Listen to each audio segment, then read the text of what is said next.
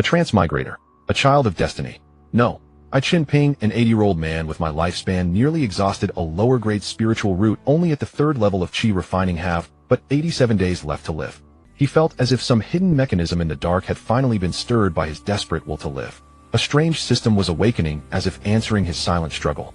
I have only 87 days left, he thought. Rather than wait meekly for death, he would gamble this worn-out life on even the faintest chance of a different future.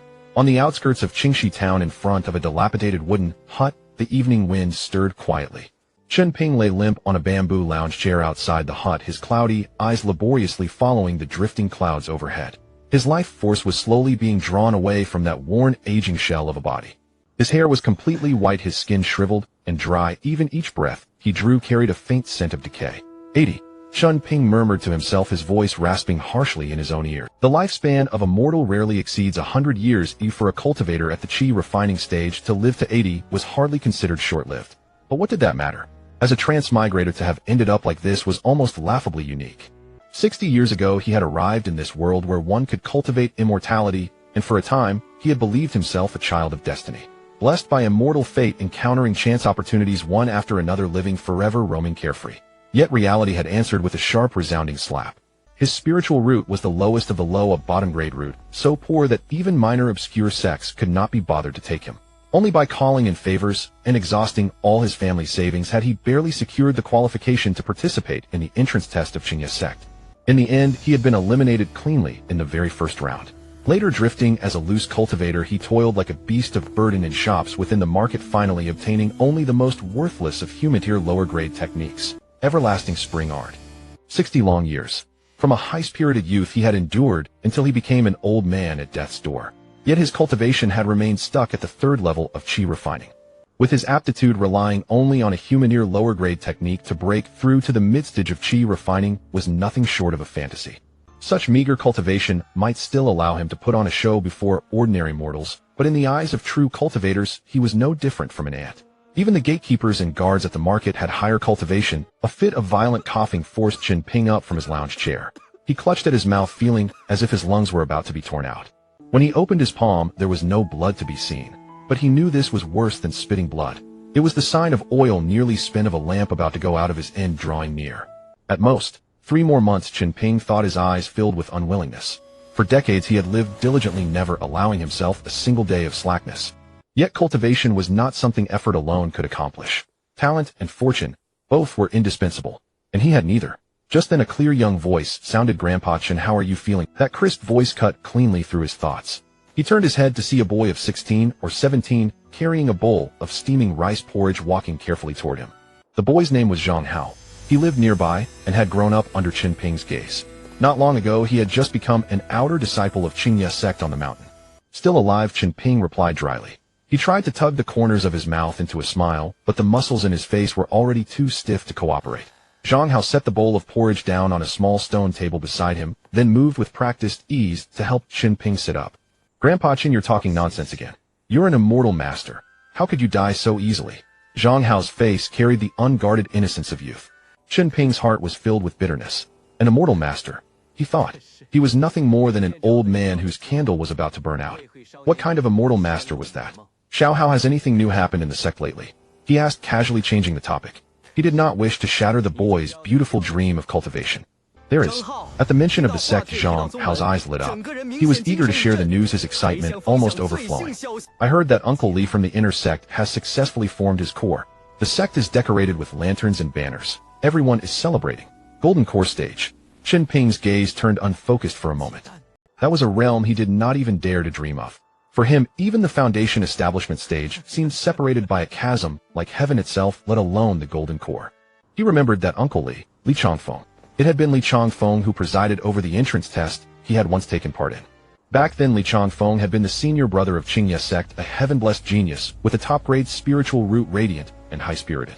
Chen Ping, by contrast, had been nothing more than a nameless candidate with a bottom-grade spiritual root, standing in some corner, eliminated in the very first round. Now Li Changfeng had attained the golden core path, enjoying a 500-year lifespan and boundless glory.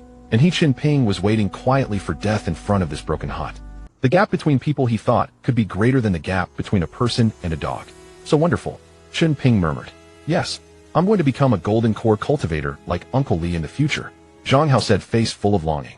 Zhang Hao's face shone with yearning as he went on patting his chest, as if making a solemn promise. Grandpa Chen, don't worry. Once I become powerful, I'll find miraculous elixirs so you can live a long. Chen Ping's dry eyelids twitched, a thin stream of warmth passing through his heart. The boy's heart was good, he thought, but sadly he would not live to see that day. All right, he said softly in his heart. Grandpa. He patted Zhang Hao's hand, his dry palm like a strip of old tree bark. After Chen Ping finished the porridge, Zhang Hao stayed a while longer chatting about the small happenings within the sect before finally taking his leave. Young people had their own broad futures to chase. They could not remain with an old man waiting for death forever. Chen Ping understood this very clearly. Silence settled once more before the hut, broken only by the rustling of leaves in the wind. As the sun sank westward, his shadow stretched long and twisted across the ground. A wave of exhaustion unlike any he had ever felt surged through him as though it intended to swallow him whole. Enough. Chen Ping murmured to himself. So be it, he thought. At least I have witnessed immortal arts. This journey would not be entirely in vain. He closed his eyes and scenes from his past flashed quickly through his mind. The shock of transmigrating, the despair when his bottom-grade spiritual root was revealed, the numbness of decades of fruitless cultivation, and now the helplessness of lying here waiting for death. All these moments rose and fell within him. He was so unwilling. Why? Why was it that other transmigrators all became heaven's favored children, met with fortuitous encounters one after another, their bodies sacred, their destinies divine? If nothing else, at least they had some old master in a ring guiding them along. And he, by contrast, was to die like a stray dog, unnoticed in this broken hut. The more Chen Ping thought about it, the more suffocated he felt. Just as his unwillingness reached some unseen limit, a point of light suddenly appeared before his eyes without warning. His mind snapped into sudden clarity, and he opened his eyes wide. An illusion. A final flare of vision before death. Yet the point of light continued to expand, eventually forming a semi-transparent rectangle emanating a faint, eerie blue glow. It looked just like the status panel from the games he used to play in his previous life. Could this be? He blinked hard several times, yet the panel remained floating steadily about a foot before his eyes. A cheat. My golden finger has finally arrived, he thought. 60 years. Do you know what these 60 years have been like for me? He forced down the surge of wild joy and stared unblinkingly at the panel. I am saved, he whispered in his heart. After a brief moment, 2 lines of ancient-looking text slowly appeared on the panel. Detected host will to live is extremely strong. Lifespan burning system now activating. Chen Ping almost leaped out of his rattan chair. What kind of system is this? He wondered, heart pounding. The hope that had just kindled in Chen Ping's heart was instantly doused by this bucket of cold water. He was already on the brink of death. Ooh, what lifespan did he have left to burn? The lifespan burning system has been activated successfully. Immediately after, the content on the panel began to shift, finally settling into a few lines of concise text. Name Chen Ping. Lifespan 87 days. Realm Qi refining layer 3. Technique eternal spring. Art mortal grade lower. Divine ability none. Chen Ping forced himself. 87 days. He had previously estimated he had at most 3 months left. This system was quite precise in its calculation. Chen Ping continued to study the panel before him. This system seemed to lack consciousness or a voice. It was merely a pure tool. He concentrated his will and attempted to touch the text on the panel. When he focused his attention on the technique column, a faintly glowing plus sign unexpectedly appeared beside it. Could this be a point to allocate? Chen Ping's heart raced once more. Using his will, he gently tapped that plus sign. The text on the panel immediately changed, and a new prompt popped up. Are you willing to consume 60 days of lifespan to elevate the eternal spring art to mortal grade middle? Yes, no. Consume. 60 days of lifespan. Chen Ping was stunned. He only had 87 days left in total. Was this system asking him to trade 60 days of his life for an upgrade in his cultivation technique? After the upgrade, he would have only 27 days left to live. What kind of golden finger was this? It was a death warrant. A wave of absurdity washed over him. He had finally grasped at hope, yet this very hope demanded his life in exchange. Chen Ping collapsed onto his reclining chair, gasping heavily. His clouded eyes stared fixedly at the selection box, his mind churning into a chaotic mess. A mortal grade middle technique could indeed help him break through his bottleneck and enter the mid-stage of, but what then? Could he find a way to increase his lifespan within a mere 27 days? For cultivators, there were only 2 paths to extend one's years. The first was a breakthrough in realm. Yet in the Qi refining stage, every 3 layers presented a bottleneck. To reach the great perfection of the 10th layer, he would have to cross a full 7 layers of cultivation and 3 bottlenecks. Not to mention the chasm of foundation establishment. With his inferior spiritual root, even if he were given 27 years, let alone days, he could never achieve it. The second was to seek out heavenly treasures or pills that could increase one's lifespan. Every single one of these items was priceless objects countless cultivators would kill to obtain. How could he, a destitute rogue cultivator, ever get his hands on them? This was nothing but a dead end. The light in Chen Ping's eyes gradually dimmed. He closed his eyes, feeling his vitality slowly ebb away. No, I refuse to accept this. Why should others form a golden core and enjoy 500 years of life, while I must await death here? Why should others have fortuitous encounters while mine must be paid for with my life? Chen Ping's eyes snapped open, a flicker of maddened crimson flashing within them. 60 years of suppression and resentment erupted in that instant. He had nothing left. His life was already worthless. What did he have to lose by gambling? 60 years as an ant was enough. Rather than cower and wait for death, it was better to trade 60 days of life for 27 days of hope. Chen Ping clenched his teeth, and with all his will slammed his focus onto the word yes. An indescribable sensation instantly enveloped his entire being. It was neither pain nor pleasure. It was a feeling of extraction. He could clearly sense something being forcibly drawn away from his body. His skin shriveled at a visible rate, and his white hair lost its last vestiges of luster. Each breath became agonizingly difficult, his vision blurred, and a roaring filled his ears. So this is the sensation of burning one's lifespan. 60 days. A full 60 days of life consumed completely in just a few breaths. This brush with death was more terrifying than any torture. At the same time, the lifespan column on the panel began to fluctuate wildly. 87, 79, 69. The numbers plummeted, and his body decayed further. He felt his consciousness beginning to dissipate. Finally, when the number settled at 27 days, a wave of warmth rose from his dantian, rapidly flowing through all the meridians in his body. Then a flood of information surged into his mind. It was a profound and mysterious enlightenment. Insights about the growth of plants, the transformation of spiritual energy, the circulation of vital force.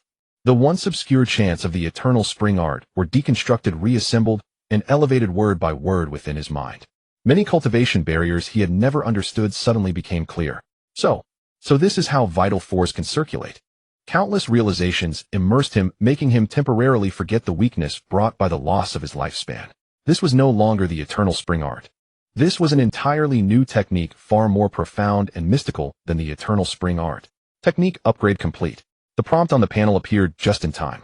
Chen Ping snapped back to reality and immediately looked at his information. Name Chen Ping. Lifespan 27 days. Realm Chi Refining Layer 3. Technique Azurewood, Art Mortal Grade Middle. Divine Ability None. The Eternal Spring Art had become the Azurewood Art. Its grade had also been elevated from Mortal Grade Lower to Mortal Grade Middle.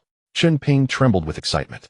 He forced himself up from the reclining chair and walked to the water vat in the courtyard. The water's surface reflected an extremely aged face. His skin was saggy and his eyes were deeply sunken, making him look like a living corpse that had just crawled out of a coffin. An unprecedented feeling of weakness enveloped him. Yet in Chen Ping's eyes there was no despair. Instead, a previously unseen radiance burned brightly. He slowly raised his withered right hand and attempted to circulate the newly comprehended Azurewood art. A faint wisp of vital force began to flow through his meridians along a completely new route. Immediately after, strands of wood-attributed spiritual energy gathered toward his palm. This was the purest wood-attributed spiritual energy. The Eternal Spring Art could only absorb the chaotic mixture of spiritual energy from the world with dismal efficiency, then laboriously purify and convert it. But the Azurewood Art could directly draw the wood-attributed spiritual energy most suited to it. The difference in cultivation efficiency between the two was like heaven and earth.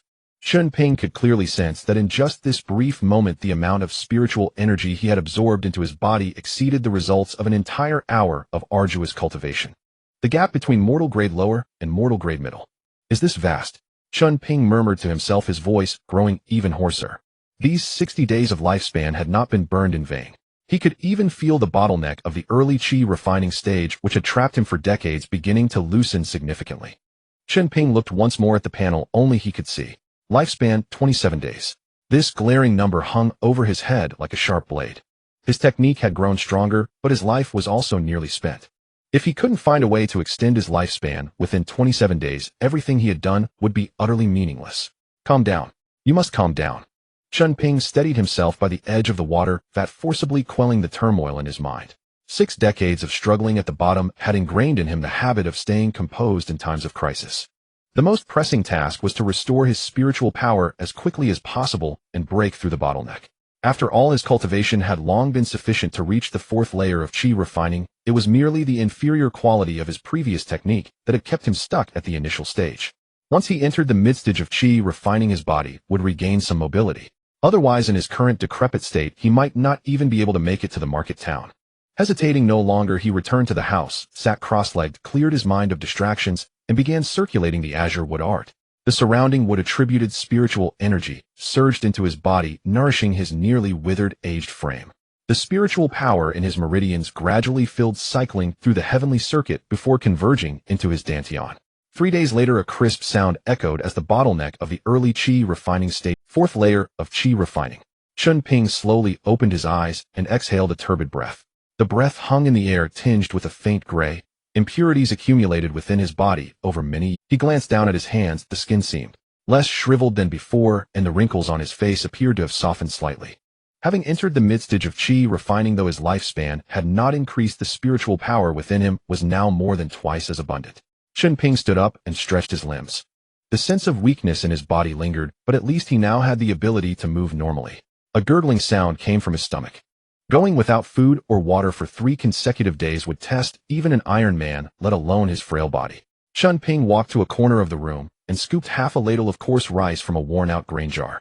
This was the most ordinary mortal grain, almost devoid of spiritual energy, good only for filling the stomach. He skillfully lit a fire, washed the rice, and cooked porridge. Soon a faint fragrance of rice porridge wafted through the wooden hut. After downing a bowl of porridge, Chen Ping took a few shriveled steamed buns from a cabinet and chewed them slowly. Next came the most critical issue: how to extend his life. Breaking through to the foundation establishment stage within 24 days was utterly impossible.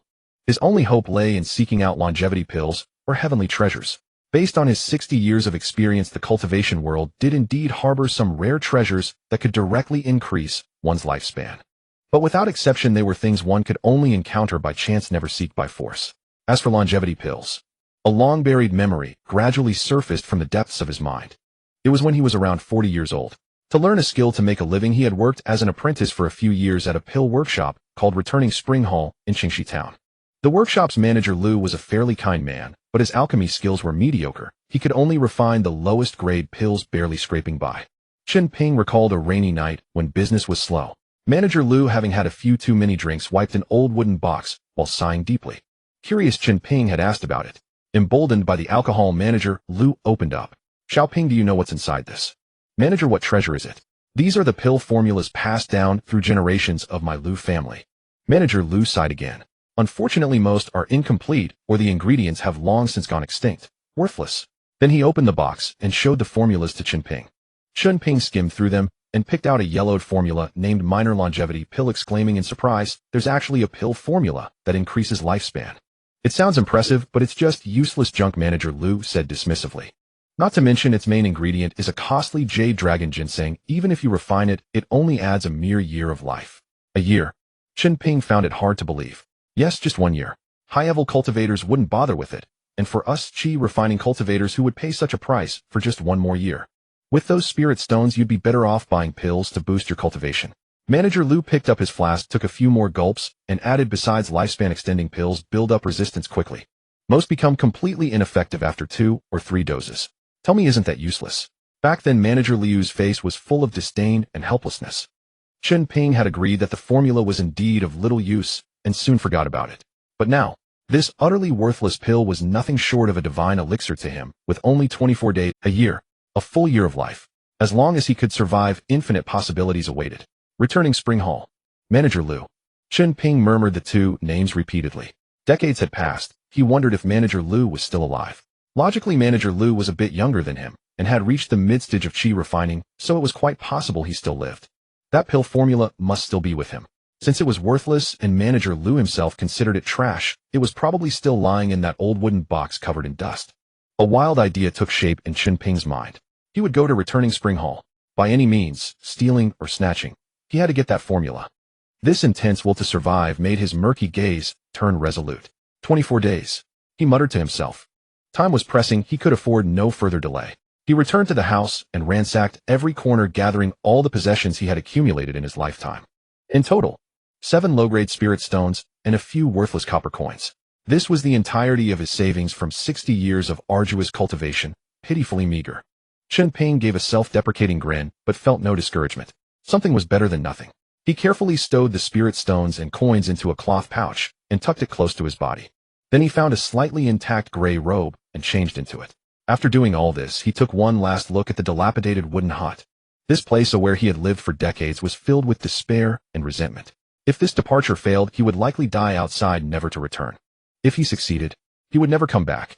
Chen Ping took a deep breath, pushed open the wooden door, and bathed in the faint morning light walked steadfastly toward the market town, one step at a time. His silhouette stretched long in the dawn, carrying a resolve never to look back. The market of Qingxi town nestled in the easternmost part of the town, backed against the Qingye sect. Here not only mortals, but also many rogue cultivators and disciples of the Qingye sect could be found. It was the only market within a 100-li radius. Inside, streets crisscrossed shops stood in rows, and the clamor of hawking and haggling filled the air incessantly. Chen Ping, leaning on a wooden staff, stood at the entrance of the market, breathing heavily. Though he had reached the 4th layer of qi, refining, the depletion of his physical body could not be restored in a short time. After every few steps, he had to stop and rest against a tree trunk by the roadside, gasping for air. Passing mortals cast glances at him, a mixture of sympathy and fear in their eyes. In their eyes, Chen Ping resembled an old solitary man who might collapse and die by the roadside at any moment. The kind no one dared to help. Chen Ping paid no heed to this. After standing still for a moment, he suppressed the weariness in his heart, hunched his back, and merged into the flowing crowd. Guided by memory, he navigated through familiar streets until a somewhat faded signboard caught his eye. The 3 characters, Hui Chun Tang, were written in a bold flowing script. Yet the edges of the signboard were cracked, giving it an air of decline. Finally arrived. Chen Ping let out a sigh of relief. He leaned against the wall across the street, not entering immediately, but observing first. The business at Hui Chun Tang seemed even more desolate than he remembered.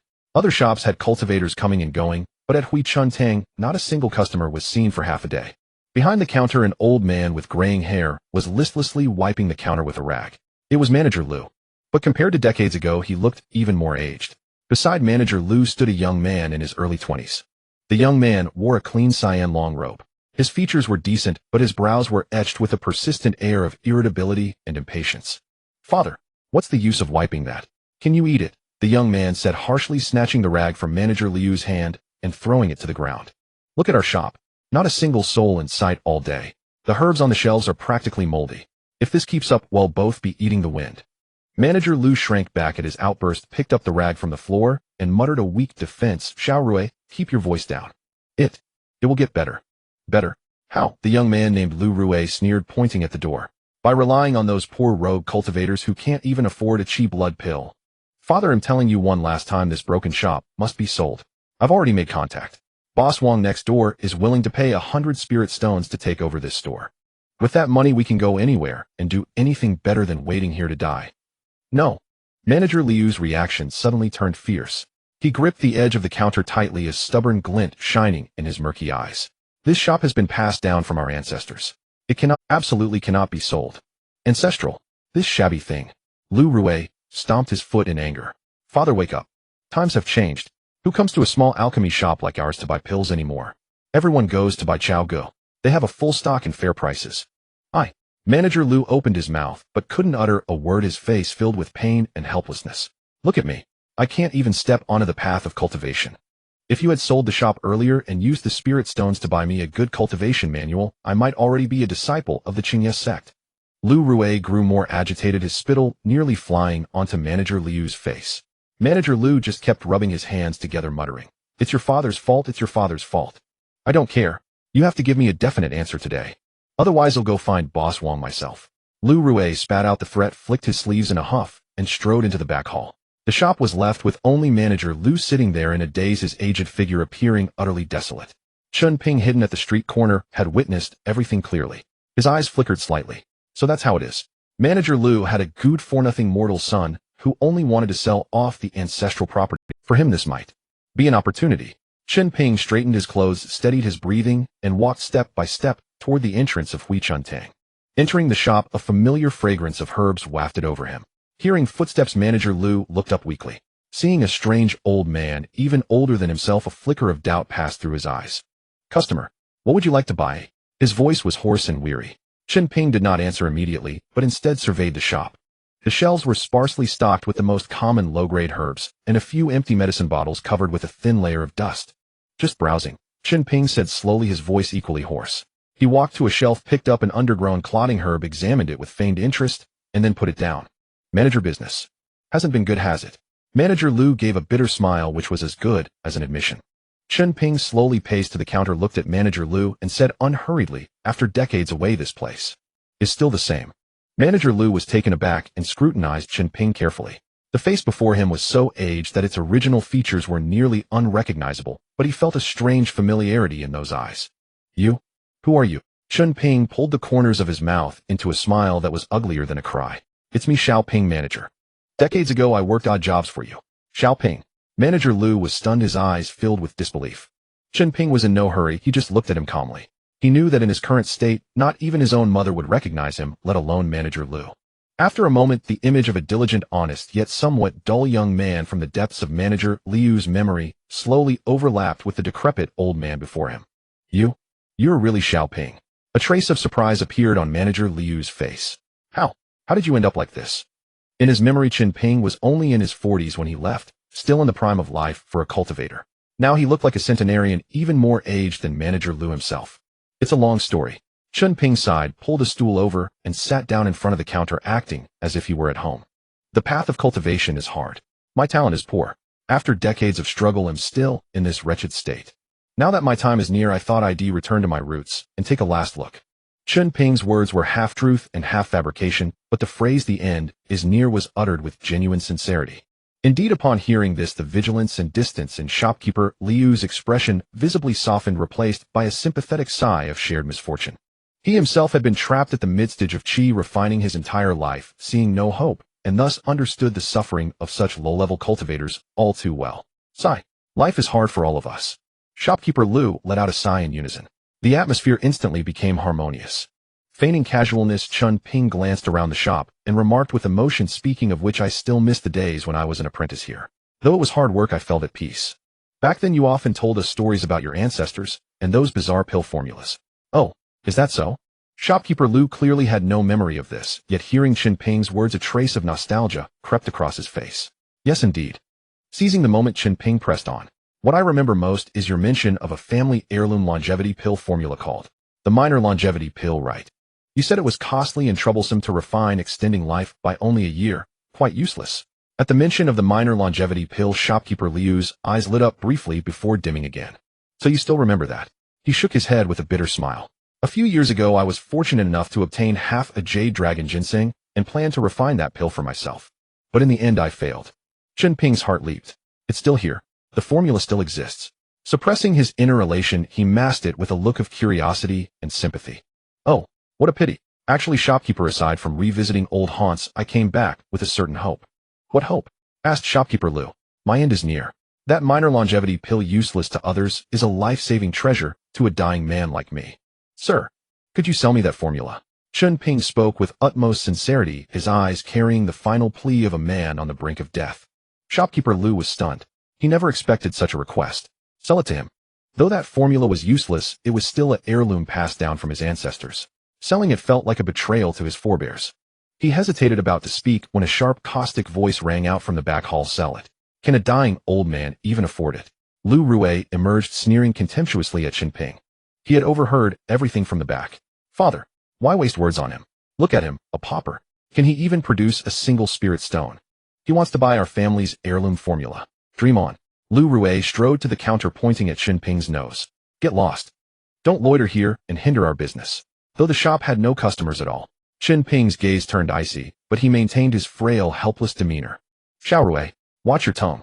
Shopkeeper Lu, losing face, scolded his son. What did I say? I spoke the truth. Lu Rui stiffened his neck. If he had money, would he be in such a wretched state? Dad, I'm telling you, don't be fooled by this man. He's just eyeing our declining family for an easy gain. Shopkeeper Lu, choked by his son's words, could only look at Chen Ping apologetically. Chen Ping understood that negotiating with Shopkeeper Lu alone might have yielded a sliver of hope. But with this brat meddling, nothing he said would matter. He slowly rose, his body trembling slightly, as if enraged or heartbroken. Enough. This old man has been presumptuous. He cupped his hands to Shopkeeper Lu and turned to leave. Smart move. Lu Rui snorted triumphantly. Chen Ping's heart remained calm as he hunched over and shuffled out of the hall of returning spring. Anger, fury, For a man with only 20-odd days left to live, such emotions were a luxury. His mind was consumed by a single thought: survival. After walking a few dozen zhang, Chen Ping slipped into a secluded alley. Leaning against the cold wall to ease his weakness, his eyes flickered with thought. Brute force was out of the question. Shopkeeper Lu, though nostalgic, was inherently timid and unreliable. With Lu Rui's obstruction, buying the formula from him was virtually impossible. Chen Ping's mind raced. He needed another plan, one that would make the other party willingly, even eagerly, hand over the formula. His gaze settled on the stream of people passing by the alley's entrance. A plan began to take shape in his mind. Chen Ping wasted no time. He would find a place to stay and wait for the right moment. At the edge of the market, he rented the cheapest storage room for a few dozen copper coins. The room held only a hard wooden bed reeking of mildew. But Chen Ping cared little. To him it was sufficient. For the next 2 days, he didn't return to the Hall of Returning Spring. Instead, like a true lonely elder, he wandered near the shop, every day leaning on a wooden staff. He never approached the entrance, only watched from a distance. Shopkeeper Lu still listlessly manned the empty store, while Lu Rui grew increasingly impatient. Every afternoon, Lu Rui would have a loud quarrel with his father before storming out, slamming the door. Chen Ping quietly tailed him.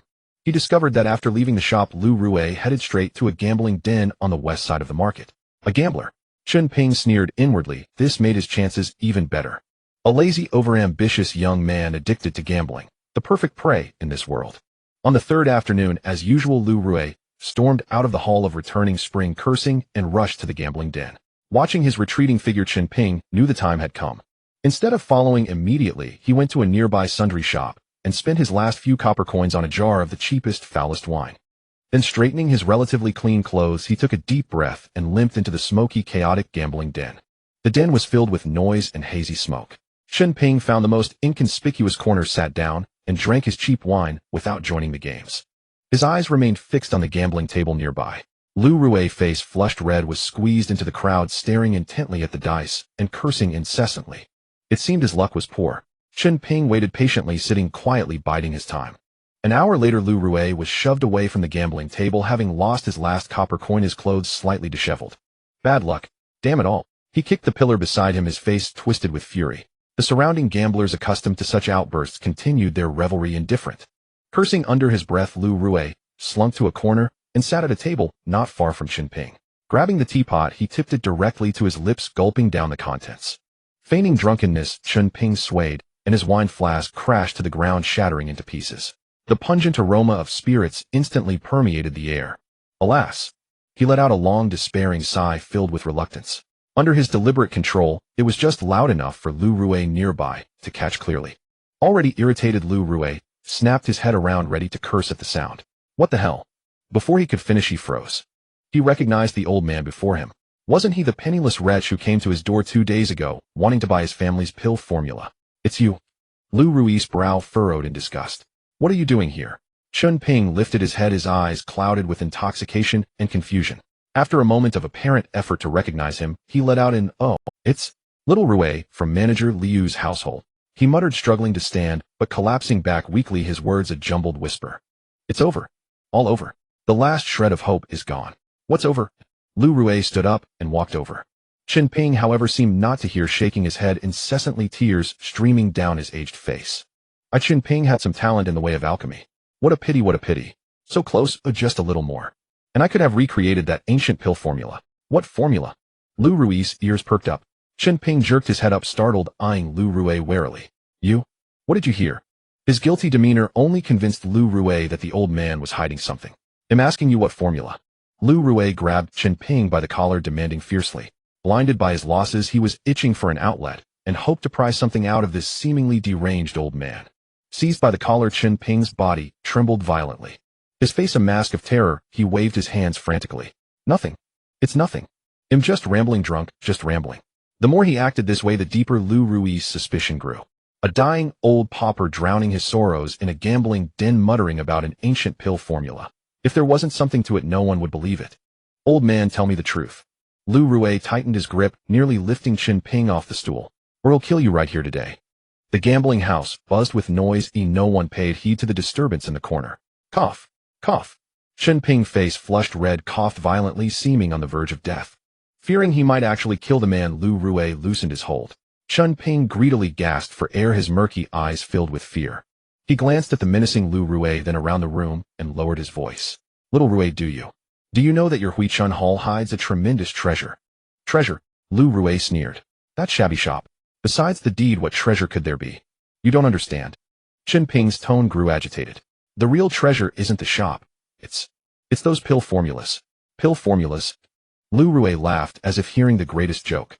You mean those scraps of paper passed down from ancestors which my father treasures like gold? They're not scraps. Chen Ping retorted eagerly. Among them is a fragmentary Formula 1 from ancient times.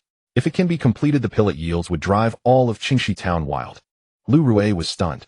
He looked at the old man, his face flushed with excitement, spittle flying. It didn't seem like a lie. But it was too absurd. Those worthless items he had seen since childhood, which his father had studied his whole life, without success. How could they conceal an ancient pill formula? Who are you trying to fool? Lu Rui's eyes turned vicious again. Old man, are you trying to trick me into stealing from my home? Why would I trick you? Chen Ping looked aggrieved. My days are numbered. All I seek is to see the complete formula before I die, to fulfill a final wish. His words were earnest. The last obsession of a dying man was most convincing. Lu Rui's eyes flickered. He wasn't fully convinced, but the seed of greed had been planted. An ancient pill formula. What if the old man was telling the truth? What if those scraps truly held a monumental secret? If it succeeded, why sell the shop? 100 spirit stones meant nothing. Then the wealth of all Qingxi town would be within his reach. Once conceived, this thought became unstoppable. He released Chen Ping's collar, but still blocked his path. Words are cheap. Why should I believe you? Lu Rui crossed his arms, adopting a scrutinizing pose. Chen Ping knew the fish had begun to bite. He sighed, his face falling into a dejected expression. Believe it or not, out of respect for your father, I wanted to give you a hint, to offer you a great fortune. Since you don't believe me, so be it. With that, he made to rise and leave. Stop. Lu Rui, indeed anxious, grabbed him. Spell it out. Chen Ping sneered inwardly, but his face showed reluctance. Little Rui, this matter is of great importance. It must not be spoken of openly. If you truly wish to know, follow me. Having said that, he strode out of the gambling den. Lu Rui hesitated, glanced back at the reveling gamblers, gritted his teeth, and followed. He needed money too desperately. What if it was true? He couldn't afford to miss this chance. Chen Ping led Lu Rui through winding alleys back to his rented damp and dark storage room. As the door swung open, a musty odor hit them. Lu Rui wrinkled his nose in disgust, his suspicion resurging as he surveyed the dilapidated room. Would someone who knew the secret of an ancient pill formula end up in such a state? Chen Ping, as if reading his mind, let out a self-deprecating laugh. Forgive the mess, little Rui. I've spent my life obsessed with alchemy, poor at managing affairs, and thus fallen to this state. Chen Ping walked to the corner of the wall, and from a pile of junk, he carefully lifted out a small wooden box wrapped tightly in oilcloth. He placed the box on the ground and unwrapped the oilcloth layer by layer. Lu Rui craned his neck, staring fixedly. When the box was opened, inside lay only a single yellowed, half-torn sheet of paper. On the paper, symbols and characters he could not understand at all were drawn in cinnabar. This is the half of an ancient pill formula that I stumbled upon by chance. Chen Ping's voice carried a fervent reverence. I have studied it for half my life and barely managed to identify it as a pill called the Foundation Establishment Pill. The three words Foundation Establishment Pill exploded like thunderclaps in Lu Rui's mind. Although he was immortal, he had grown up in the alchemy workshop, and through constant exposure he knew what the Foundation Establishment Pill meant. It was a divine medicine that could help chi refining cultivators break through to the Foundation Establishment stage. A single Foundation Establishment Pill on the market was worth several thousand, or even 10,000 spirit stones, and it was rarely available even at that price. If they could really refine the Foundation Establishment Pill, then. Lu Rui's breathing grew heavy, and a greedy light shone in his eyes. Where is the other half of this pill formula? He asked urgently. A trace of pain and reluctance appeared on Chen Ping's face. The other half. I searched for half my life and later deduced from some clues that it is very likely among the ancestral pill formulas passed down in your Lu family. I suspect that the pill formula from your family and mine were originally one and the same. Later, due to some reason, it was split in two and fell into different hands. Chen Ping continued with a hint of chagrin. I originally planned to spend some money to buy your family's copy, compare the two, and fulfill my wish. But who would have thought? Oh, he let out a heavy sigh. This explanation was logical and reasonable, and it also clarified his earlier behavior of going to the shop to buy the pill formula. Lu Rui's mind was now completely filled with the three words Foundation Establishment Pill. He looked at the half of the mysterious ancient formula on the table, then thought of the old wooden box that his father treasured like a precious gem. His greed had completely overwhelmed his reason. He believed it. No, he chose to believe it. This was a once-in-a-lifetime opportunity to rise to the top. He absolutely could not let it pass. Old Master Lu Rui's address to Chen Ping had changed his tone, now laced with urgency and flattery. Then, what should we do? Chen Ping looked at him, a barely perceptible sneer flickering in his cloudy eyes. He pretended to ponder with difficulty for a moment, then slowly spoke. There is a way after all, but it requires us to work together and absolutely must not be known to your father. Why can't my father know? Lu Rui was puzzled. Your father is far too stubborn and conservative. Chen Ping shook his head. If he knew that this pill formula is related to the Foundation establishment pill, what do you think he would do? He would immediately report it to the Qingya sect. By then neither you nor I would get even a taste of the soup. Lu Rui immediately felt that made sense. With his father's character, he would absolutely do something like that. Then what should we do? Very simple. A cold glint flashed in Chen Ping's eyes. Take the wooden box with the pill formula from your family, without anyone noticing. Just let me take a look and confirm.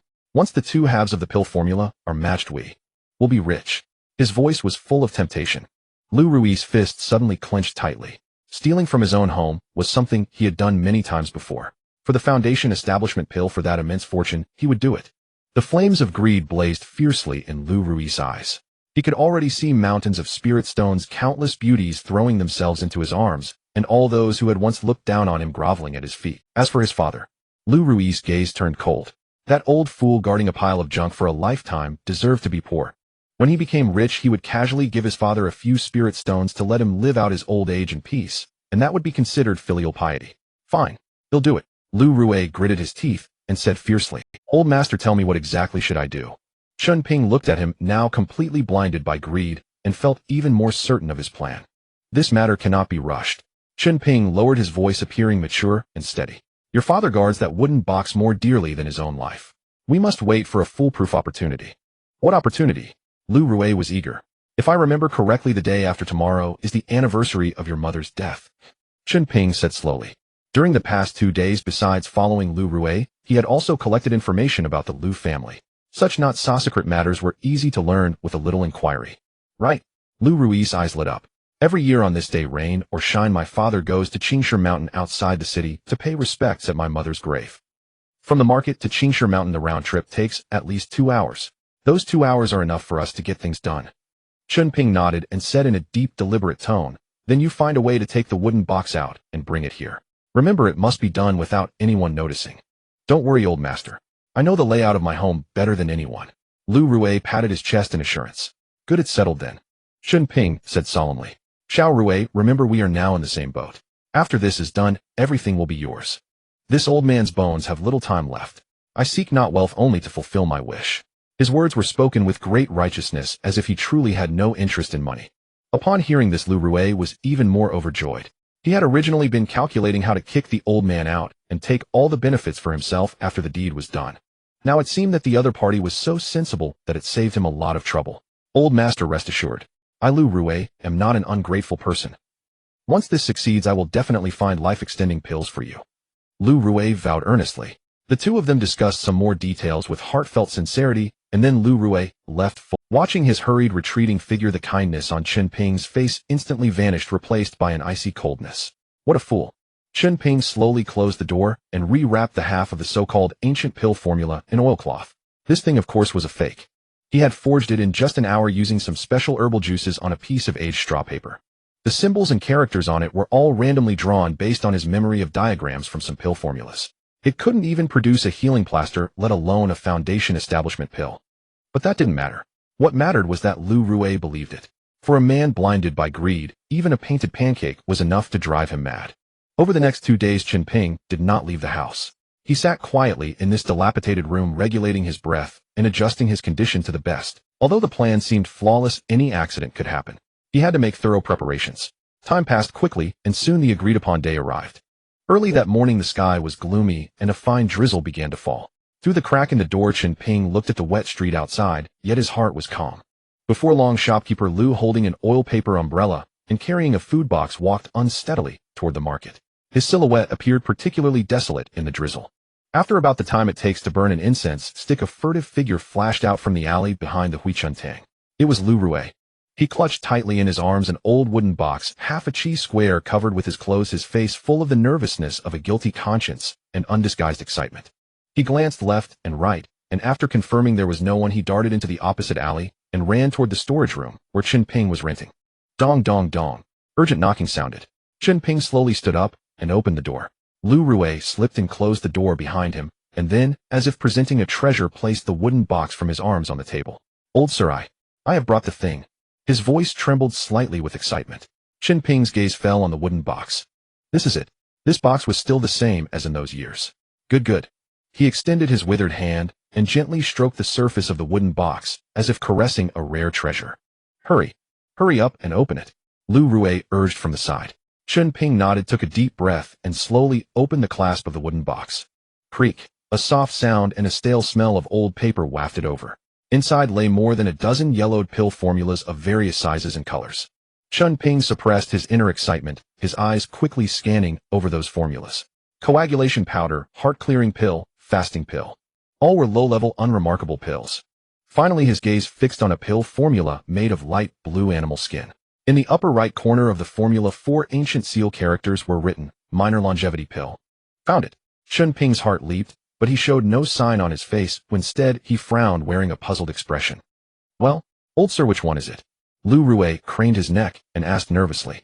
Chen Ping did not answer, but extended his trembling hand, took out the formulas one by one, and laid them flat on the table. He picked up a formula for coagulation powder, pretended to study it for a long time, then shook his head.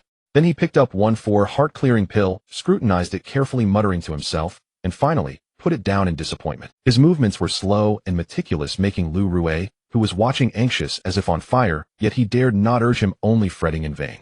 Chen Ping's eyes seemed to be scanning those formulas, but in reality, all his mind was focused on the formula for minor longevity pill. He had to memorize every word of the content perfectly in the shortest time. Minor longevity pill. Main ingredient: 1 20-year-old oolong ginseng. Supplementary ingredients. Refining method. Effect: extends lifespan by 1 year. His mind raced, repeatedly reciting all the information, ingredients, quantities, refining methods, temperature control, etc. In his heart, ensuring there was no mistake. Strange. How could it not be here? Chen Ping murmured to himself, while forcing his memory, his expression growing more puzzled. What's wrong? Old sir, could it be? Could it not be here? Lu Rui's heart suddenly leaped into his throat. Chen Ping ignored him and continued checking one by one. When he picked up that formula for minor longevity pill, he deliberately paused, held it up to the light, and looked at it for a long time. Lu Rui's eyes instantly lit up. Is this it? Chen Ping, however, heaved a deep sigh, threw it back onto the table, his face full of disappointment. It's not. So could I have misremembered? His action made Lu Rui's mood like a roller coaster plummet from the clouds to the bottom of the valley. How could this be? Lu Rui looked at the table full of worthless papers, in a daze, unable to accept the result. Chen Ping had checked all the formulas. Finally, he closed his eyes in pain, sat down heavily on a stool, and beat his chest. It's over, it's over. Now it's all over. He acted with tears and lamentation, as if truly devastated by the failure of his plan. Looking at him like this, Lu Rui's last glimmer of hope vanished. He collapsed on the ground, eyes empty, the immense wealth was gone. Old fool, you tricked me. After a brief daze, boundless anger surged in Lu Rui's heart. He jumped up, abruptly grabbed Chen Ping by the collar, his face twisted in fury. Are you messing with me? Tell me, what exactly are you after? Chen Ping let him hold him, his face full of despair, as if his heart had turned to ashes. Why would I mess with you? I wanted this to be true more than you. I pinned all my hopes on this. As he spoke, he coughed violently, and even a trace of blood appeared at the corner of his mouth. This blood was forced out by his own bite on his tongue.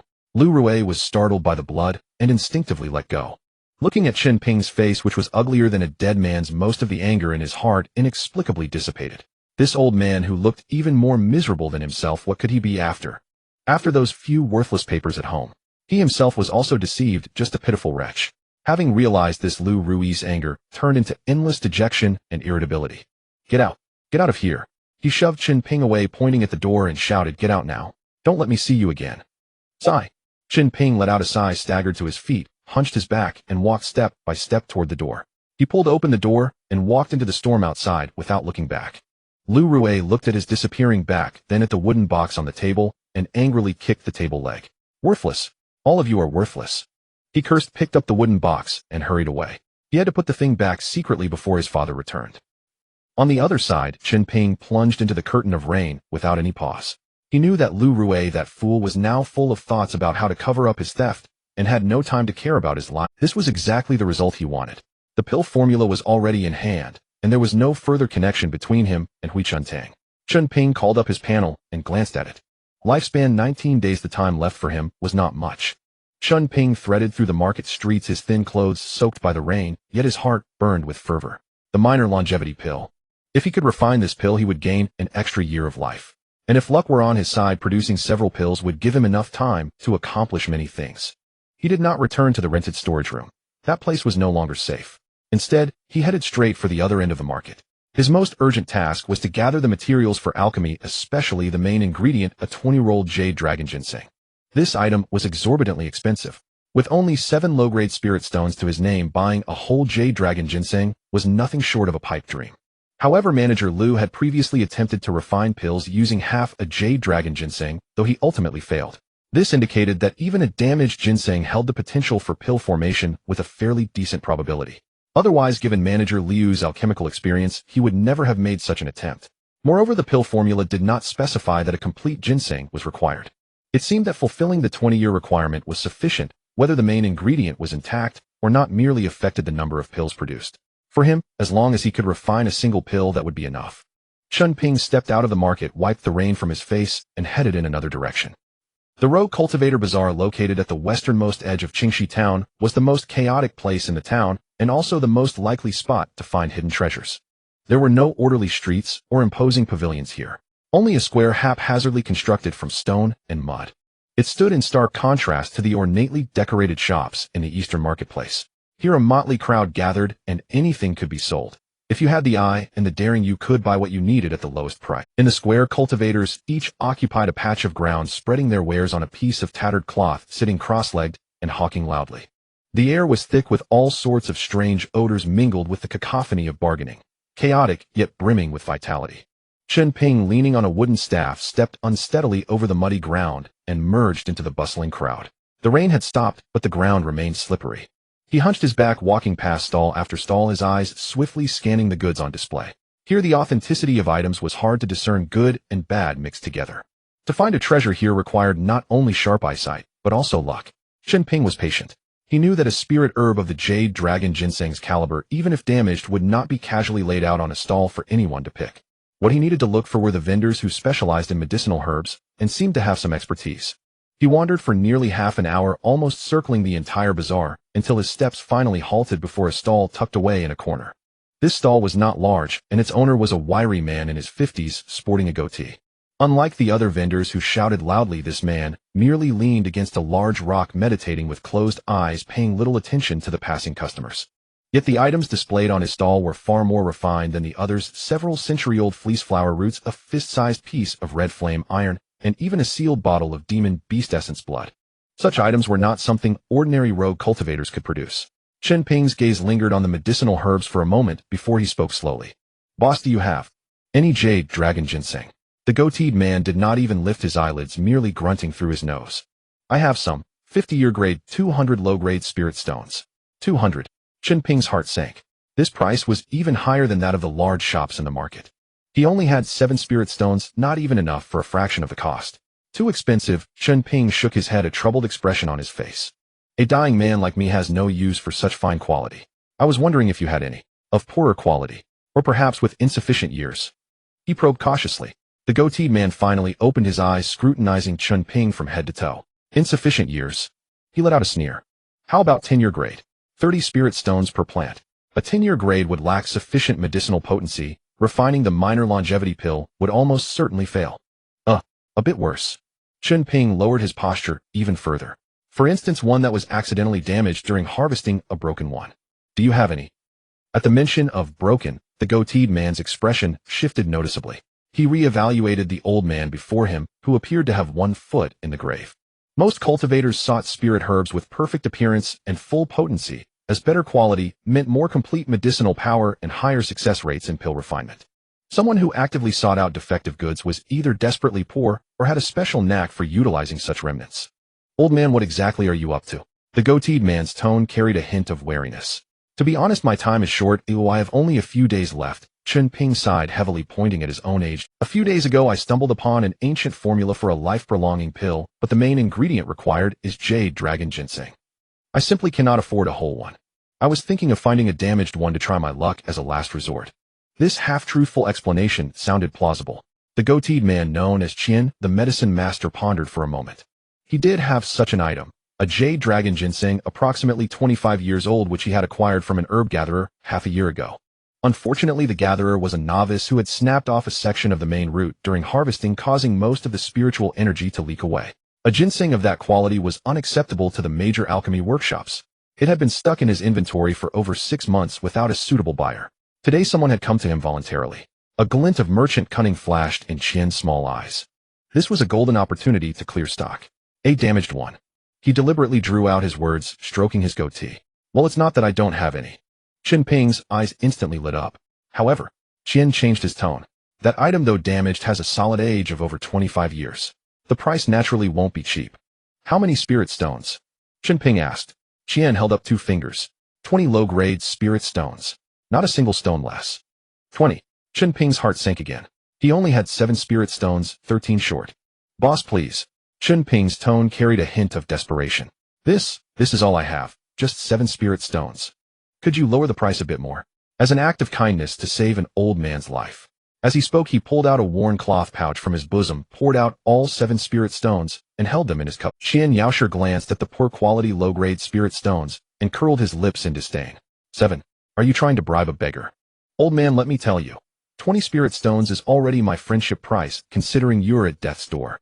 That jade dragon ginseng, though damaged, is still a 25-year-old herb. Go anywhere else. Without 30 spirit stones, you wouldn't even get a glimpse. Qian Yaoshi's stance was unyielding.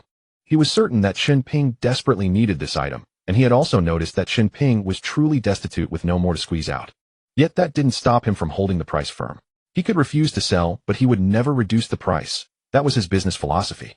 Chen Ping's heart grew cold little by little. He knew it was futile to reason with such wily and scrupulous merchants or to elicit their sympathy. 7 spirit stones versus 20 spirit stones. Between them lay an insurmountable chasm of 13 spirit stones. Countless desperate thoughts flashed through Chen Ping's mind, but he dismissed them one by one. Making a move in the market was far too risky. He stared intently at Qian Yaoshi, who met his gaze without flinching. The atmosphere froze in a tense standoff. After a long moment, Chen Ping slowly returned the 7 spirit stones to the pouch and bowed deeply to Qian Yaoshi. Boss, this ginseng, could you hold it for me? 3 days, just 3 days. In 3 days, I'll gather 20 spirit stones and come back for it. His voice was hoarse, yet resolute. Qian Yaoshi paused at Chen Ping's words, then burst out in a sneer. Hold it for 3 days? Old man, do you take me for a charity house? He pointed at the goods on his stall. My wares recognize only spirit stones, not people. If you can't produce 20 spirit stones today, I'll sell this ginseng to someone else without a second thought. Though he said this, he knew full well that this damaged jade dragon ginseng, aside from the desperate old man before him, might not find another buyer for months. His words were merely a merchant's customary tactic of extraction. Chen Ping was well aware of this as well. He lifted his head, his clouded eyes fixed on Qian Yaoshi, and said, Boss, I know this ginseng of yours isn't easy to sell. If you leave it here, it might not move for 10 days or half a month. But if you give me 3 days, you'll have 20 solid spirit stones in your hand. No matter how you look at it, you won't lose. His tone was calm, neither pleading nor threatening, simply stating a fact. Qian Yaoshi squinted his small eyes. This old man was interesting. Though he seemed at death's door, his mind was surprisingly sharp. Easy words. Qian Yaoshi pursed his lips. Why should I trust you? If you run off in 3 days, who do I turn to? I won't run, Chen Ping said, his voice unwavering. I need this ginseng more than you do. Talk is cheap. Qian Yaoshi shook his head. Not unless you leave something as collateral. His gaze swept subtly over Chen Ping's frame. Chen Ping fell silent. He was utterly penniless now. The most valuable thing on him was those 7 spirit stones which were already part of the deal. What else could he offer? Chen Ping looked at the various medicinal herbs on the stall, and a thought flashed through his mind. He slowly raised his withered right hand, and a faint wisp of cyan's spiritual power condensed in his palm. Then he drew a thread of pure wood attribute chi from the air, winding it around his fingertip to form a tiny green speck no larger than a grain of rice. That speck radiated pure vitality. Qian Yaoshi's pupils contracted sharply. He was also a cultivator, albeit at the 3rd layer of chi refining, and he had enough discernment. He could clearly sense just how pure the wood attribute chi contained in that green speck was. This was definitely not something that could be cultivated with an ordinary human-grade lower-rank technique. This old man's cultivation technique was at least human-grade mid-rank. An old cultivator with a human-grade mid-rank technique. How could he be too poor to muster 20 spirit stones? Something was off. Qian Yaoshi's expression toward Chen Ping shifted instantly. from initial contempt and disdain to alertness and caution. What do you mean?" he asked in a low voice. "Boss, as a merchant, you can see the difference in my spiritual power, can't you?" Chen Ping slowly withdrew his hand and spoke in a hoarse voice. "My technique has some peculiar properties. It's remarkably effective for nourishing spiritual plants. I'm not asking you to wait for 3 days for free. I can stay at your stall and help tend these herbs at no cost. If any are damaged or losing their qi, I can replenish their vitality with my spiritual power. In 3 days, if I bring 20 spirit stones, well, settle the account. If I can't, then these 3 days count as free labor for you. You still won't lose. What do you say?" Chen Ping laid out his bargaining chip, the only thing he had to offer. Qian Yaoshi pondered inwardly. The herbs on his stall, though stored in jade boxes, would inevitably lose some qi over time, and their quality would deteriorate. If what this old man claimed was true, that his technique could replenish the herb's vitality, then it would be an absolutely risk-free profit for him. The old man seemed to have little life force left and was weak in aura, unlikely to pull any tricks. With this in mind, Qian Yaoshi had already made up his mind. Yet he still wore a reluctant expression. "If you do have some tricks up your sleeve." He stroked his goatee, pondering for a moment. "Fine, I'll trust you just this once. I'll hold the Jade Dragon Ginseng for you. These 3 days you stay here, nowhere else." "Thank you, boss." The heavy stone that had been weighing on Chen Ping's heart finally lifted halfway. He had successfully bought himself 3 days. Next, he needed to acquire the remaining 13 spirit stones. Chen Ping had no intention of simply working for free here. His proposal served 2 purposes: first, to stabilize Qian Yaoshi and secure the Jade Dragon Ginseng; second, to find a legitimate reason to remain in the marketplace. From his experience, disputes broke out among rogue cultivators in the market every day. He needed to use his newly learned greenwood art to find a way to earn spirit stones from these people. After all, few rogue cultivators possessed a human-grade mid-rank technique. The next day, Chen Ping sat on a small stool, occasionally reaching out to infuse a strand of pure wood-attributed spiritual energy into the medicinal herbs on his stall. Pharmacist Qian was initially skeptical and kept a close watch by his side. But by the end of the day, he was pleasantly surprised to discover that the few wilted Polygonum multiflorum on the stall had indeed regained their vitality, and the lost spiritual energy had been replenished significantly. Pharmacist Qian was overjoyed. His attitude toward Chen Ping softened, and he even proactively brought him meals. Taking advantage of this opportunity, Chen Ping quietly observed the entire loose cultivator market. He took note of who argued with whom, who purchased valuable items, and who sold rare curios. As time passed, Chen Ping strove to calm himself. He believed that amidst this vast market there was surely a niche for him. Sure enough, the next day at noon, a fierce quarrel erupted not far away. "Wang, don't push me too far. I spotted this iron thread grass first." A burly man with a full beard pointed at a wiry cultivator across from him and cursed. "Seeing it first doesn't count. The highest bidder wins. That's the market rule." The cultivator, surnamed Wang, sneered. "You." The bearded man's face flushed with anger. Chen Ping's gaze fell upon the contested spiritual herb. It was a small pitch-black grass with metallic veins on its leaves, a common auxiliary material for refining low-grade artifacts, the iron thread grass. Judging by its appearance, its age was not low, at least 20 to 30 years. But Chen Ping's brow slightly furrowed. He cultivated the Qingmu Ju and was highly sensitive to the aura of vegetation. He detected an extremely faint aura of death entwined around the roots of that iron thread grass. This indicated that the herb's foundation had been damaged. Though it looked intact on the surface, its medicinal properties were already waning. If not treated promptly, it would wither completely within 3 days, becoming a worthless weed. The 2 quarreling cultivators clearly hadn't noticed this. An opportunity had arrived. As the bearded man and the wiry cultivator were about to come to blows over the iron thread grass, the stall owner quickly stepped in to mediate. "Fellow Taoists, peace brings prosperity, peace brings prosperity. This iron thread grass has a starting price of 5 spirit stones. Whoever bids highest takes it." "I bid 6. The wiry cultivator immediately shouted. "I bid 7. The bearded man retorted, glaring fiercely at his opponent. 8. 9. The price climbed rapidly, soon exceeding the herb's actual value. The 2 were clearly locked in a contest of pride rather than pursuing the grass itself. Chen Ping sat quietly in a corner watching.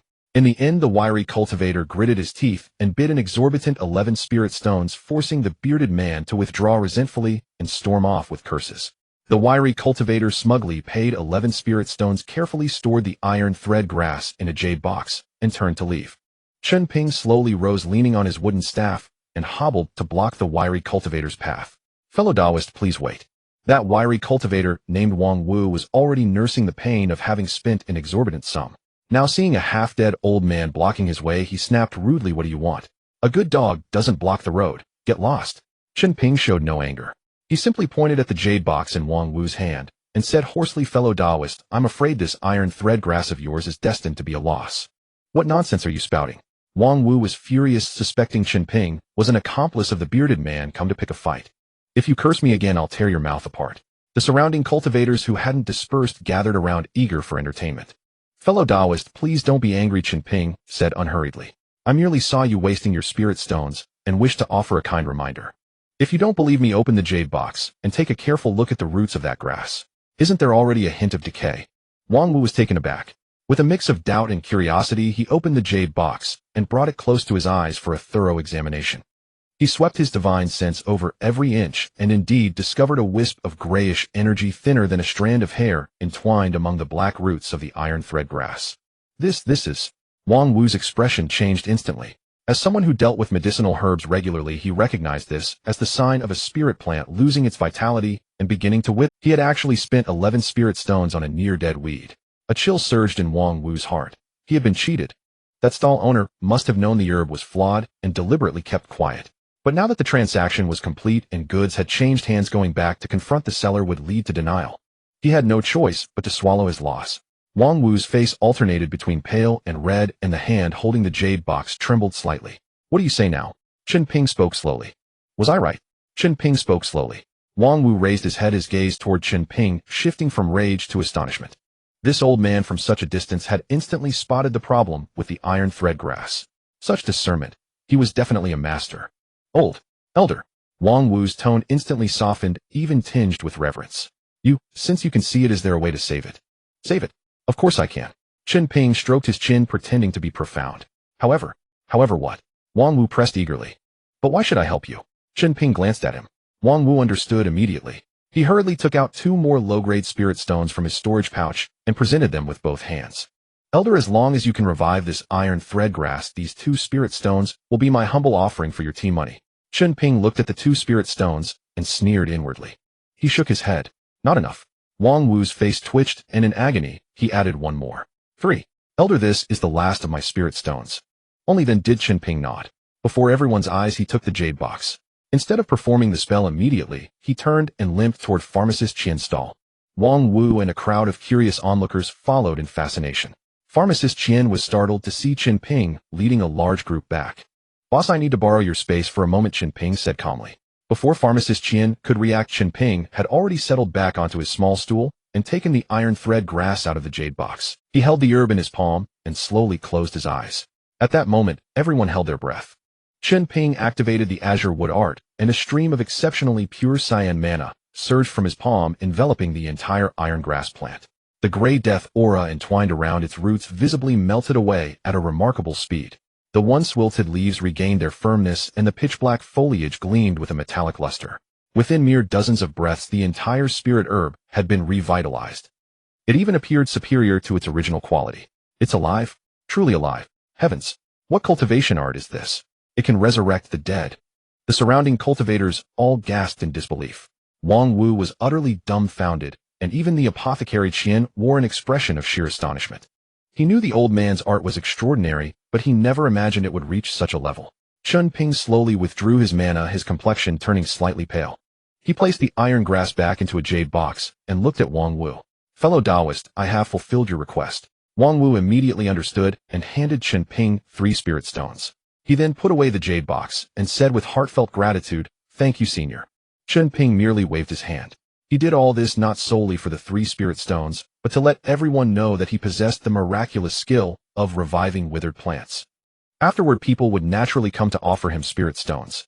As expected, before he could even catch his breath, a second cultivator approached, holding a dew-gathering herb with yellowed leaves, and asked with eager anticipation, "Senior, is there any hope for this herb of mine?" "There is hope," Chen Ping replied casually with a glance. "Same rule, 3 spirit stones." "Fine. No problem." The cultivator agreed without hesitation. Soon, amid another round of exclamations from the crowd, the dying, dew-gathering herb regained its lush green vitality. Chen Ping had earned another 3 spirit stones. In an instant, the area around Apothecary Qian's stall was packed tightly. "Senior, look at mine first." "Line up. Everyone line up. Don't you know the rules of first come, first served?" The scene descended into chaos. Watching the bustling activity, Apothecary Qian's eyes turned red with envy. He quickly stepped forward and bellowed, "Stop pushing. one at a time. If you want the seniors, help bring your herbs here for registration. He had appointed himself as Chen Ping's manager. Chen Ping merely observed coldly without intervening. He needed apothecary Qian to maintain order and also required a place to stay. He remained seated on the small stool, unhurried, taking action only once every half an hour. After all, in his current state, each use of his technique required meditation to recover. In just one afternoon, Chen Ping revived 7 spirit herbs, and the number of spirit stones on him reached 28. He had already achieved his goal. When it was time to pack up in the evening, he did not hesitate. He counted out 20 spirit stones and handed them to Apothecary Qian. Boss, here are 20 spirit stones. That jade dragon ginseng is now mine. Apothecary Qian looked at the spirit stones in his hand, his expression complex, but a smile quickly spread across his face. Of course. Senior, you are truly a hidden master. He readily retrieved a black jade box from under the stall and handed it to Chen Ping. Take a look, this is it. Chen Ping took the jade box and opened it. Inside lay a segment of root about the length of an arm, as green as jade, the jade dragon ginseng. However, at the end of the root was a clear break with most of its fibrous roots missing, leaving only the bare main root. The medicinal power inside was slowly seeping out from the break. But for Chen Ping it was sufficient. He closed the jade box, tucked it into his robe, and secured it close to his body. Boss, until we meet again. Chen Ping cupped his hands to Apothecary Qian and turned to leave. He did not wish to stay a moment longer. Apothecary Qian watched his retreating figure, stroking his goatee, his eyes flickering with unknown thoughts. Having obtained the crucial main ingredient, Chen Ping did not let his guard down. With the remaining 8 spirit stones, he purchased several auxiliary herbs needed for refining the minor longevity pill from the market. They were all common ingredients, and he gathered them without trouble. Now he needed a place to refine this life-saving pill. Alchemy required earth fire. In the Qingxi town market, only specialized alchemy chambers provided earth fire. Renting an alchemy chamber was costly. The cheapest grade C chamber cost 1 low-grade spirit stone per hour. There the most rudimentary, graded alchemy chamber was located. It was essentially a dugout cave with a faint trace of earth fire barely sufficient for refining low-grade. There the most rudimentary, graded alchemy chamber was located. It was essentially a dugout cave with a faint trace of earth fire barely sufficient for refining low-grade pills. Yet even though it was free, few came here. The earth fire was extremely unstable, fluctuating in intensity, leading to a very high failure rate in alchemy. Even a slight mistake risked a furnace explosion. Thus, even rogue cultivators preferred to spend more rather than take the risk here. Only those who were utterly destitute or possessed absolute confidence in their alchemy skills chose this place. Chen Ping arrived at the stone chamber's entrance ready to enter, only to find the stone door shut with a wooden sign reading, "In use," hanging on it. He frowned and listened intently. From inside came the humming sound of manna driving a cauldron. Chen Ping had no choice but to sit cross-legged at the door, waiting while adjusting his condition. 2 hours passed. The sky had turned completely dark, but the stone door showed no sign of opening. Chen Ping's expression gradually darkened. He only had 17 days left. He could not afford to wait. He stood up, walked to the stone door, and knocked. "Fellow Taoist inside, could you do me a favor? I have an urgent need." There was no response from within. The humming sound only seemed to grow more intense. Chen Ping's patience was wearing thin. He knocked again, raising his voice. "Fellow Taoist, market rules state that each person may use the public alchemy chamber for a maximum of 2 hours. You have exceeded the limit. Get lost." Finally, a hoarse and impatient voice came from inside. "Bother me again, and it'll take your wretched life." Chen Ping's eyes instantly turned cold. He had intended to negotiate politely, but the other party clearly held him in contempt. Without another word, he stepped back 2 paces, and the mana of his azure wood art began to circulate furiously. He raised his withered right hand, aiming at the heavy stone door. "Since you refuse to open it, I'll open it for you." Just as Chen Ping was about to force the door open, the stone door creaked and swung open from within. A gaunt, dark-skinned cultivator with a face smeared in grease and dark circles under his eyes, looking even more haggard than Chen Ping, poked his head out and glared viciously at him. "Old bastard, are you asking for death? Can't you see I'm refining pills? Ruin my cauldron, and he'll chop you up and feed you to the dogs." This cultivator appeared to be in his 30s, with the same cultivation as Chen Ping, Qi refining layer 4, but his aura was unsteady, clearly propped up by pills. This cultivator appeared to be in his 30s, with the same cultivation as Chen Ping, Qi refining layer 4, but his aura was unsteady, clearly propped up. "The batch I'm working on today is for Manager Zhang of the Baichao Pavilion. If I miss the delivery, can you afford the consequences?" He invoked the name of the Baichao Pavilion, hoping to intimidate Chen Ping. The Baichao Pavilion was the largest elixir shop in Qingxi town, and its backer was said to be a foundation establishment elder of the Qingya sect. Ordinary rogue cultivators would indeed think twice before crossing them. But did Chen Ping care about that? "I don't care who you're refining for," Chen Ping said, his tone icy and devoid of emotion. "Right now, get out of here immediately." Otherwise you'll bear the consequences.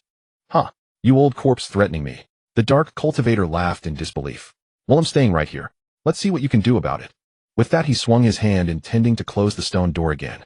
A cold glint flashed in Chen Ping's eyes. His seemingly withered body lunged forward with a speed that belied his appearance. He reached out with a dry palm and braced it firmly against the stone door. The dark cultivator's expression shifted drastically. He threw all his strength into pushing the door shut only to find the massive slab of stone utterly immovable. This old man's strength was enormous. Get lost. Shocked and enraged, the dark cultivator formed a hand seal with his other hand. A fireball the size of a human had materialized out of thin air and hurtled toward Chen Ping's face. Chen Ping's gaze sharpened, but he did not release his grip on the door. His other hand swiftly formed a seal, conjuring a wooden shield of Cyan's spiritual energy before him. Boom! The fireball collided with the wooden shield, exploding into a shower of sparks. The shield merely shuddered, not even a single crack appearing. The dark cultivator's pupils contracted sharply. His fireball art, though a low-level technique, was by no means weak. Ordinary wood-type spells could never deflect it so effortlessly. This old man's spiritual power was far more pure than his own. In the moment he froze, Chen Ping's palm against the door's suddenly exerted force. Boom! A thunderous crash echoed as the heavy stone door was shoved open by raw strength. Caught off guard, the dark cultivator was sent stumbling backward by the immense impact, landing heavily on the ground. The bronze pill furnace behind him, half the height of a man, began to emit a violent hum, its body trembling wildly from the shock. My elixir! The dark cultivator's face turned pale as he let out a desperate cry. It was over. The greatest taboo in pill refining was external interference. With such a violent jolt, the pills inside the furnace were likely ruined.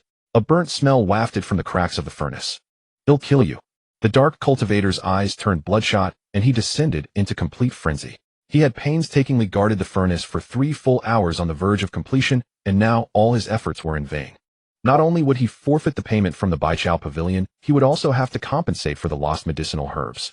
For a poor rogue cultivator like him, this was a devastating blow. He leaped up from the ground, summoned a short sword, and lunged at Chen Ping. Chen Ping snorted coldly. When it came to ruthlessness, he had never feared anyone. But he had no time to waste on this madman. His gaze fell upon the still humming pill furnace. Switch to low flame after 3 breaths. Any later, and the furnace will explode. Chen Ping spoke. The dark cultivator's movement came to an abrupt halt. Though furious, he was still an alchemist. Chen Ping's words struck a sensitive nerve. Explode. He glanced instinctively at the furnace. The body was beginning to glow red, and an intensely unstable energy was building within. Disaster. His face drained from red to white.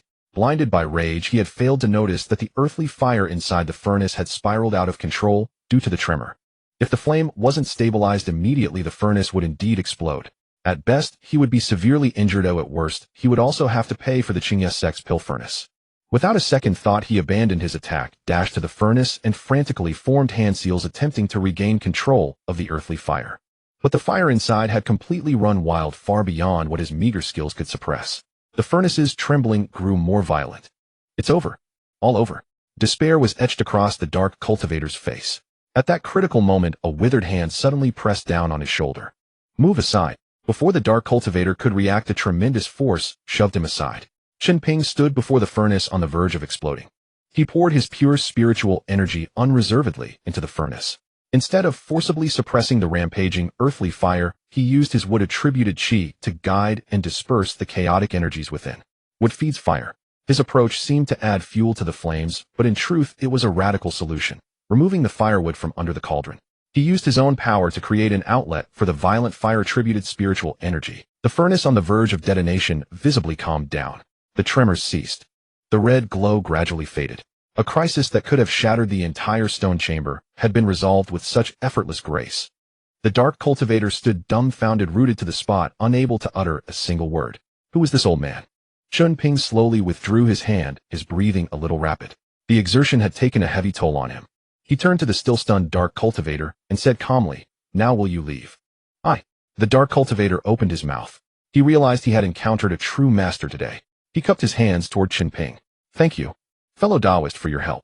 With that, he didn't even dare to meet Chen Ping's eyes. He picked up his short sword from the ground and, dispirited, hurried out of the stone chamber. Chen Ping glanced around and let out a long breath. Finally, he had secured the place. He closed the stone door and hung up the in-use wooden plaque. Next came the most important and final step of his journey, refining the lesser longevity pill. Success or failure hung on this single endeavor. The stone chamber was dimly lit with only the dark red glow from the ground fire mouth illuminating Chen Ping's aged yet resolute face. He did not act immediately. Instead, he sat cross-legged, circulating his cultivation technique to recover the mana he had just expended. Alchemy, especially refining a pill he had never attempted before, required him to adjust his state to perfection. An hour later, he slowly opened his eyes, his internal mana fully restored to its peak. He rose, walked to the alchemy furnace, and meticulously reviewed the formula for the minor longevity pill in his mind. The proportions of the auxiliary herbs, the sequence of their addition, the transitions in heat. He pondered every detail repeatedly until it was ingrained in his memory. Huff! Chen Ping let out a long breath, a glint of determination flashing in his eyes. Let's begin. He extended his hand, channeling mana into the furnace. A soft hum resonated from it as the flames at the base surged, shifting from dark red to orange-yellow, rolling waves of heat billowing forth. Chen Ping's expression remained unchanged. His concentration was razor-sharp as he sensed the temperature within the furnace. Preheating was the first step in alchemy, and a crucial one at that. After a full incense stick's time, when the temperature inside reached a perfect equilibrium, Chen Ping waved his right hand. Several auxiliary herbs set aside earlier flew into the furnace in a specific order. With a sizzling sound, the herbs entered the furnace and were instantly refined by the intense heat, transforming into liquids of various colors that churned and collided violently within. Chen Ping's hands moved swiftly, forming a series of hand seals to control those liquids, guiding them into a preliminary fusion according to the formula's requirements. This process severely tested the alchemist's control. An excess would make the potency too fierce, a deficiency would result in incomplete fusion. In the past, this step alone would have left him flustered. But now, having cultivated the azure wood art, his mana had become purer, and his perception and manipulation of wood essence had reached an entirely new. Under his guidance, those volatile liquid essences became remarkably docile, quickly merging into a single iridescent viscous fluid. The first step was done. A measure of calm settled in Chen Ping's heart. Then he picked up the jade-like jade dragon ginseng. Next was to add the main ingredient. His gaze fell upon the broken notch, and his heart sank slightly. He knew that at least 30% of the spiritual energy from this jade dragon ginseng had been lost. This meant the number of finished pills would certainly be low. Perhaps only a single one would be produced. Success or failure hinges on this moment. Even one pill will do. Chen Ping gritted his teeth, dismissed further thoughts, and cast the entire jade dragon ginseng into the furnace. A powerful surge of spiritual energy erupted from within, nearly blasting the lid off. Prepared for this, Chen Ping immediately channeled his full mana, violently suppressing that rampaging force. Condense, he roared in a hoarse voice, his eyes instantly bloodshot. Veins bulged on his forehead as his aged frame trembled from the excessive output of mana. The violent medicinal power within the furnace repeatedly battered against his mana barrier. Time passed minute by minute. Chen Ping's face grew increasingly pale, his lips beginning to crack. He could feel the mana in his dantian nearing depletion. He had to persevere. If he gave up now, all his previous efforts would be wasted. Not only would the herbs be destroyed, but he would also be backlashed by this violent spiritual energy, dying on the spot. Just as his consciousness began to blur, the pure medicinal power within the furnace slowly integrated into the iridescent liquid. A surge of joy filled Chen Ping, but he dared not relax in the slightest. Next came the condensation of the pill. He changed his hand seals, switching from fierce fire to gentle flame, beginning to warm and nurture the liquid within the furnace. The fist-sized liquid slowly rotated and contracted, with strands of impurities being stripped away, turning into green smoke. The liquid's volume shrank, yet its medicinal power grew purer, its color gradually shifting towards a translucent emerald green. A fragrance of the pill began to emanate from the gaps in the furnace lid. It was a refreshing, heart-soothing scent, who just one whiff invigorated the mind and spirit. Chen Ping summoned his last shred of mana to divide the emerald green liquid, now shrunk to the size of a dragon's eye, into 2 parts. 2 parts became 3. When he tried to form a 4th, he found the liquid insufficient. Indeed, due to the jade dragon ginseng's imperfection, he could only refine 3 pills at most. Chen Ping did not force it. 3 pills already far exceeded his expectations. Condense, he uttered, making his final hand seal. The 3 small globs of liquid within the furnace suddenly contracted and solidified instantly. 3 pills, entirely emerald green, perfectly round and plump with natural patterns on their surface, appeared at the bottom of the furnace. It was done. An immense wave of exhaustion washed over him, and Chen Ping could no longer hold on, collapsing to the ground. He didn't rush to retrieve the pills, but gasped heavily, reveling in the joy of surviving a calamity. After a long while, he struggled to his feet and opened the furnace lid. A rich, life-filled aura rushed towards him. He extended his trembling hands and scooped up the 3 minor longevity pills. A warm, smooth sensation came from his palm, as if he held 3 clusters of warm life. Without any hesitation, he took one and tossed it into his mouth. The pill dissolved instantly upon entering his mouth, turning into a warm torrent that flowed down his throat and surged through his limbs and bones. An indescribable feeling of comfort spread throughout his withered skin regained a hint of luster, and his cloudy eyes brightened somewhat. Even his once heavy body felt lighter. He instinctively opened his status panel, looking at the lifespan column. Lifespan 382 days. His remaining years had transformed from a stark 17 days into a number that filled him with immense security. Chen Ping's eyes instantly grew moist. He had survived after all. Looking at the 2 remaining pills in his hand, he did not hesitate and swallowed another one. The same warm current coursed through his body, adding another year to his lifespan. However, when he took the 3rd pill, the feeling of comfort diminished greatly. This time it only added about half a year to his life. He could clearly feel his body developing a resistance to the pill's medicinal power. So this is what they call drug resistance. Chen Ping encountered this phenomenon for the first time. Still, he didn't mind, a lifespan of 2.5 years far exceeded his expectations. He clenched his fists, feeling the renewed vitality within him. An unprecedented surge of ambition stirred in his chest. His 60 years of living like an ant were over. From this day forward, Chen Ping would live a different kind of life. Inside the public alchemy chamber of Qingxi Town, Chen Ping gazed at the panel before him. Named Chen Ping, lifespan 930 days, realm Qi refining level 4 technique Azure, would art human grade medium divine power, none. His lifespan had reached 930 days, roughly 2.5 years, and the sense of frailty in his body had completely vanished. Now he truly deserved to be called a mid-stage Qi refining cultivator. After a brief moment of joy, Chen Ping quickly calmed himself. It was far from time to relax. 6 decades of cultivation had taught him that such a paltry lifespan merely granted him a few more moments to catch his breath. With his talent to go further on the path of immortal cultivation, he could only rely on a more advanced technique. Using the effects of a technique to compensate for the inadequacy of his spirit root, Chen Ping's gaze moved to the technique column, and with his mind, he tapped the sign beside it. Consume 120 days of lifespan to upgrade Azure Wood Art to human grade high. Yes, no, 120 days. Chen Ping's eyes sharpened. This time the lifespan consumption had doubled. It seemed that each upgrade consumed more lifespan as the technique's grade increased. A flicker of hesitation crossed his eyes, but it quickly turned resolute. Dragging out a miserable existence was meaningless. Now he could only bet his lifespan on a future. Gamblers truly deserve to die. Chen Ping gritted his teeth and fiercely tapped the word yes. The familiar sensation of depletion surged, and the lifespan on the panel began to wildly fluctuate. In an instant, countless insights flooded his mind. Technique upgrade complete. Chen Ping came back to his senses and looked at the panel before him. Lifespan 810 days. Technique myriad wood art, human grade high. Myriad wood art, a human grade high technique. Chen Ping felt the spiritual powers circulating within his body. Merely running one cycle, he distinctly sensed that his speed of absorbing and refining spiritual energy had more than doubled compared to before. With his current cultivation speed, if he were to go into seclusion for 3 to 5 years, he could smoothly reach Qi refining level 6. In the past, this was something he dared not even imagine. Alas, times had changed. Chen Ping shook his head, no joy on his face. He had no time for step-by-step cultivation. From Qi refining level 4 to level 6, there was no bottleneck. As long as spiritual power accumulated sufficiently, the breakthrough would come naturally. A good technique could greatly shorten this process. Secluded cultivation was still too luxurious for him. He could only rely on scattered moments of meditation to increase his cultivation. Not enough. Far from enough. Chen Ping murmured. He was racing against time. A human-grade high technique was still only a human-grade technique, insufficient to compensate for the disadvantage of his spirit root. His gaze uncontrollably fell again on the faintly glowing sign. Going higher meant Earth grade. An Earth grade technique was something loose cultivators dared not even dream of. Even in the Qingye sect, only the most core disciples were qualified to practice it. An Earth grade technique was something loose cultivators dared not even dream of.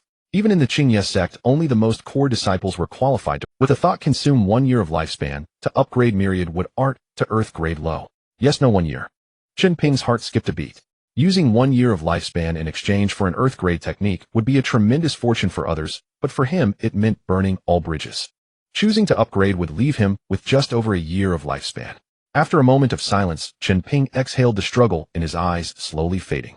He had no way back. From the moment he chose to burn his lifespan, he had set foot on a path from which there was no return. Either die by exhausting his lifespan or be reborn in madness. Anyway, this life of mine is picked up. Let's bet even bigger.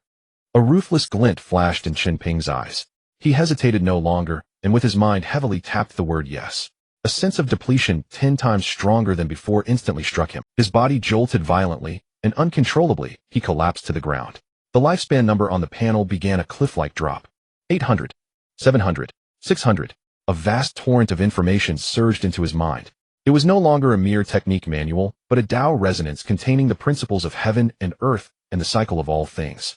Countless images flashed through his mind, countless insights blossomed in his heart. Technique upgrade complete. Chen Ping snapped back from that profound state. He struggled to prop himself up and looked at the panel. Lifespan 445 days. Technique true ether wood art earth grade low earth grade low. True ether wood art. Chen Ping eagerly sat cross-legged and attempted to circulate the technique. Boom. An invisible suction force erupted violently from him. The spiritual energy in the entire stone chamber instantly poured into Chen Ping's body in a reverse flow. Not good. Chen Ping's face changed. This disturbance was too great. Although the alchemy chamber was not in a busy area, it was still a public space. Such intense spiritual energy fluctuations would surely alarm nearby cultivators. If his possession of an earth-grade technique were exposed, it would likely bring mortal danger. Chen Ping immediately cut off the technique's operation. The surging flood of spiritual energy abruptly ceased. Even so, the stone chamber was still filled with dense spiritual energy, and faint green light seeped out through the cracks in the stone door. Chen Ping broke out in a cold sweat. He dared not stay any longer, quickly stood up, walked to the door, and opened it with a wary expression. Fortunately, no one was outside. He did not delay, slipped out, and quickly left the area. He had to find a relatively safe place to adapt to this new technique. The night was as dark as ink, and few pedestrians remained on the streets of Qingxi town. Only a few shops open all night shone dim yellow lights. Chen Ping paid no attention. He walked straight to a side room that was still intact, pushed the door open, and entered. The room was empty, covered only in thick dust. From memory, he came to an abandoned compound on the edge of Qingxi town. This had once been the residence of a small clan, but after offending an elder of the Qingye sect, the entire clan was slaughtered, and the courtyard fell into disuse. Rumors said it was haunted, so no one had bothered with it for decades. To Chen Ping now, it was the perfect hiding place. He nimbly vaulted over the broken courtyard wall, landing amid waist-high weeds. The yard was eerie and gloomy, reeking of decay. Chen Ping paid no attention. He walked straight to a side room that was still intact, pushed the door open, and entered. The room was empty, covered only in thick dust and cobwebs. He casually waved his hand, sending a gust of wind sweeping across the floor, kicking up dust, and revealing the relatively clean blue stone ground. Chen Ping sat cross-legged and swept his divine sense around. After confirming there was nothing unusual, he closed his eyes and began to circulate the true ether wood art. This time he did not suppress it. Boom. The spiritual energy in the entire courtyard surged wildly towards this side room. The pure wood attribute spiritual energy continuously flowed into Chen Ping's body, nourishing his flesh and blood. In just the span of a single incense stick, the magical power within him had fully restored to its peak state. With each cycle of the cultivation technique, the magical power in his dantian would increase slightly. Is this a earth deer cultivation technique? Chen Ping was immensely shocked. He could even feel his meridians expanding significantly under the immense cleansing of the spiritual. This meant he would possess more magical power than other cultivators of the same rank, an effect unattainable by human tier techniques. After another incense stick's time, as his meridians reached their limit, the phenomenon of spiritual energy gathering slowly faded away. The entire courtyard returned to calm. A glint of brilliance flashed in Chen Ping's eyes as his cultivation level smoothly ascended to the 5th level of qi refinement. He understood that this influx of spiritual energy was a body transformation effect granted by the earth tier technique, and it was a one-time occurrence. It was mainly to allow his meridians to withstand the speed of spiritual energy absorption from the earth tier technique. In the future, operating the technique would no longer cause such phenomena. Just as Chen Ping finished digesting the information regarding the Mu Jinju in his mind, a wave of enlightenment surged in his heart. It seemed to be a divine ability. Chen Ping opened his panel and noticed a sign had appeared next to the divine ability section. With a tinge of anxiety and anticipation, he focused his thoughts on that sign. Would you like to consume 180 days of lifespan to comprehend the accompanying divine ability, Imu Lei Fa of the Mu Jinju? Yes, no. Imu Lei Fa. 180 days. Chen Ping's breath hitched. To comprehend just one divine ability would cost nearly half a year's lifespan. Such a price was truly too great. The expectation in his eyes suddenly dimmed considerably. However, Chen Ping did not close the panel. Instead, he calmed down and began to analyze the pros and cons. If spells are a superficial application of spiritual energy, then divine abilities are a power akin to the Tao, serving as a true trump card for cultivators. A powerful divine ability could render a cultivator nearly unmatched among peers, even allowing them to challenge those of higher ranks. As far as he knew, cultivating divine abilities was extremely difficult, requiring a cultivator of exceptionally high talent to master them to a profound level. Ordinary cultivators, even if they obtained a divine ability, would find it hard to achieve any success. With his talent, even if he spent 10 or 8 years, he might not be able to comprehend this divine ability, let alone the subsequent cultivation. Yet now the system offered him a shortcut at the cost of his most lacking resource, lifespan. After a brief struggle, Chen Ping's gaze hardened once more. With his current combat strength, should he encounter a formidable enemy, he would have no means to fight back. A divine ability could grant him a true, life-saving trump card. Give me the upgrade. Chen Ping steeled his heart and decisively focused on the yes option. The terrifying sensation of withdrawal struck him again, and the lifespan number on the panel plummeted rapidly. At the same time, countless methods, techniques, and insights surged into his mind like a sudden enlightenment. No longer were they mere theoretical concepts that felt as though he had practiced them 1,000 times, and they had become instinctual. Divine ability comprehension complete. Chen Ping abruptly opened his eyes, a faint blue arc of lightning flickering deep within his pupils. He slowly raised his withered right hand, channeling the magical power from his dantian along a specific trajectory into his palm. Sing! A strand of blue lightning danced in his palm, emitting bursts of crackling sounds. Though seemingly weak, the destructive aura contained within made Chen Ping's scalp tingle. This is immortal. A look of ecstasy spread across Chen Ping's face. This lightning technique contained dual powers of life and destruction, capable of both attacking and, though it was merely at the intra level, if used unexpectedly, its might could severely injure or even eliminate cultivators of the same rank instantly. This is the allure of divine abilities. After the excitement, Chen Ping quickly calmed down. He opened the panel once more. Name: Chen Ping. Lifespan: 265 days. Realm: 5th level of Qi refinement. Technique: Imu Zhenju, Earth Tier, low grade. Divine ability: Imu Lei Fa, intra level. His gaze shifted downward as he needed to confirm whether the upgrade cost for the divine ability would also increase gradually. His thoughts landed again on the sign. Would you like to consume 5 years of lifespan to elevate Imu Lei Fa to the minor success realm? How much lifespan? Chen Ping was so frightened that he immediately closed the panel. The cultivation of this divine ability was indeed arduous. Just to elevate it to the minor success realm would require a full 5 years of lifespan. There was no point in contemplating it for the time being. With that lifespan, it would be better to upgrade the technique again. Chen Ping glanced at the completely darkened sky outside, his brows furrowed. Though this place was remote, the disturbance caused by the influx of spiritual energy earlier was simply too great. This Qingxi town, while merely a gathering place for scattered cultivators, was backed by the Qingye sect, making it likely that a few perceptive cultivators would take notice. This place is not suitable for lingering. He must leave quickly, find a safer location to consolidate his cultivation, and at the same time, seek methods to increase his lifespan. With 265 days of lifespan hanging like a sword over his head, just as Chen Ping prepared to get up and leave, his heart suddenly jolted. He sensed that outside the courtyard a presence was rapidly approaching. Someone was coming. Chen Ping's body instantly tensed. The other party's aura was stable and refined, clearly not someone who had merely relied on pills to advance. Fortunately, the fluctuation of magical power seemed to be only at the mid-Qi refinement stage, around the 5th or 6th level. With his now vastly superior magical power and the recently comprehended Imu Lei Fa, he might still have a fighting chance. Chen Ping's gaze instantly turned icy. The first thought that flashed through his mind was not to flee or to beg for mercy, but rather to kill. He could not expose the secret of his Earth Tier technique. Anyone who might pry into his secret must die. Moreover, he was currently penniless and in a very awkward situation. Killing to seize treasure was clearly the fastest way to wealth. Though Chen Ping was reluctant to kill innocents, he had no reason to let such prey slip away. However, he did not rush out immediately. Without knowing the other party's intentions and background, he would not easily expose his strength. Chen Ping quickly restrained his aura, curling up in the darkest corner of the room, merging with the shadows.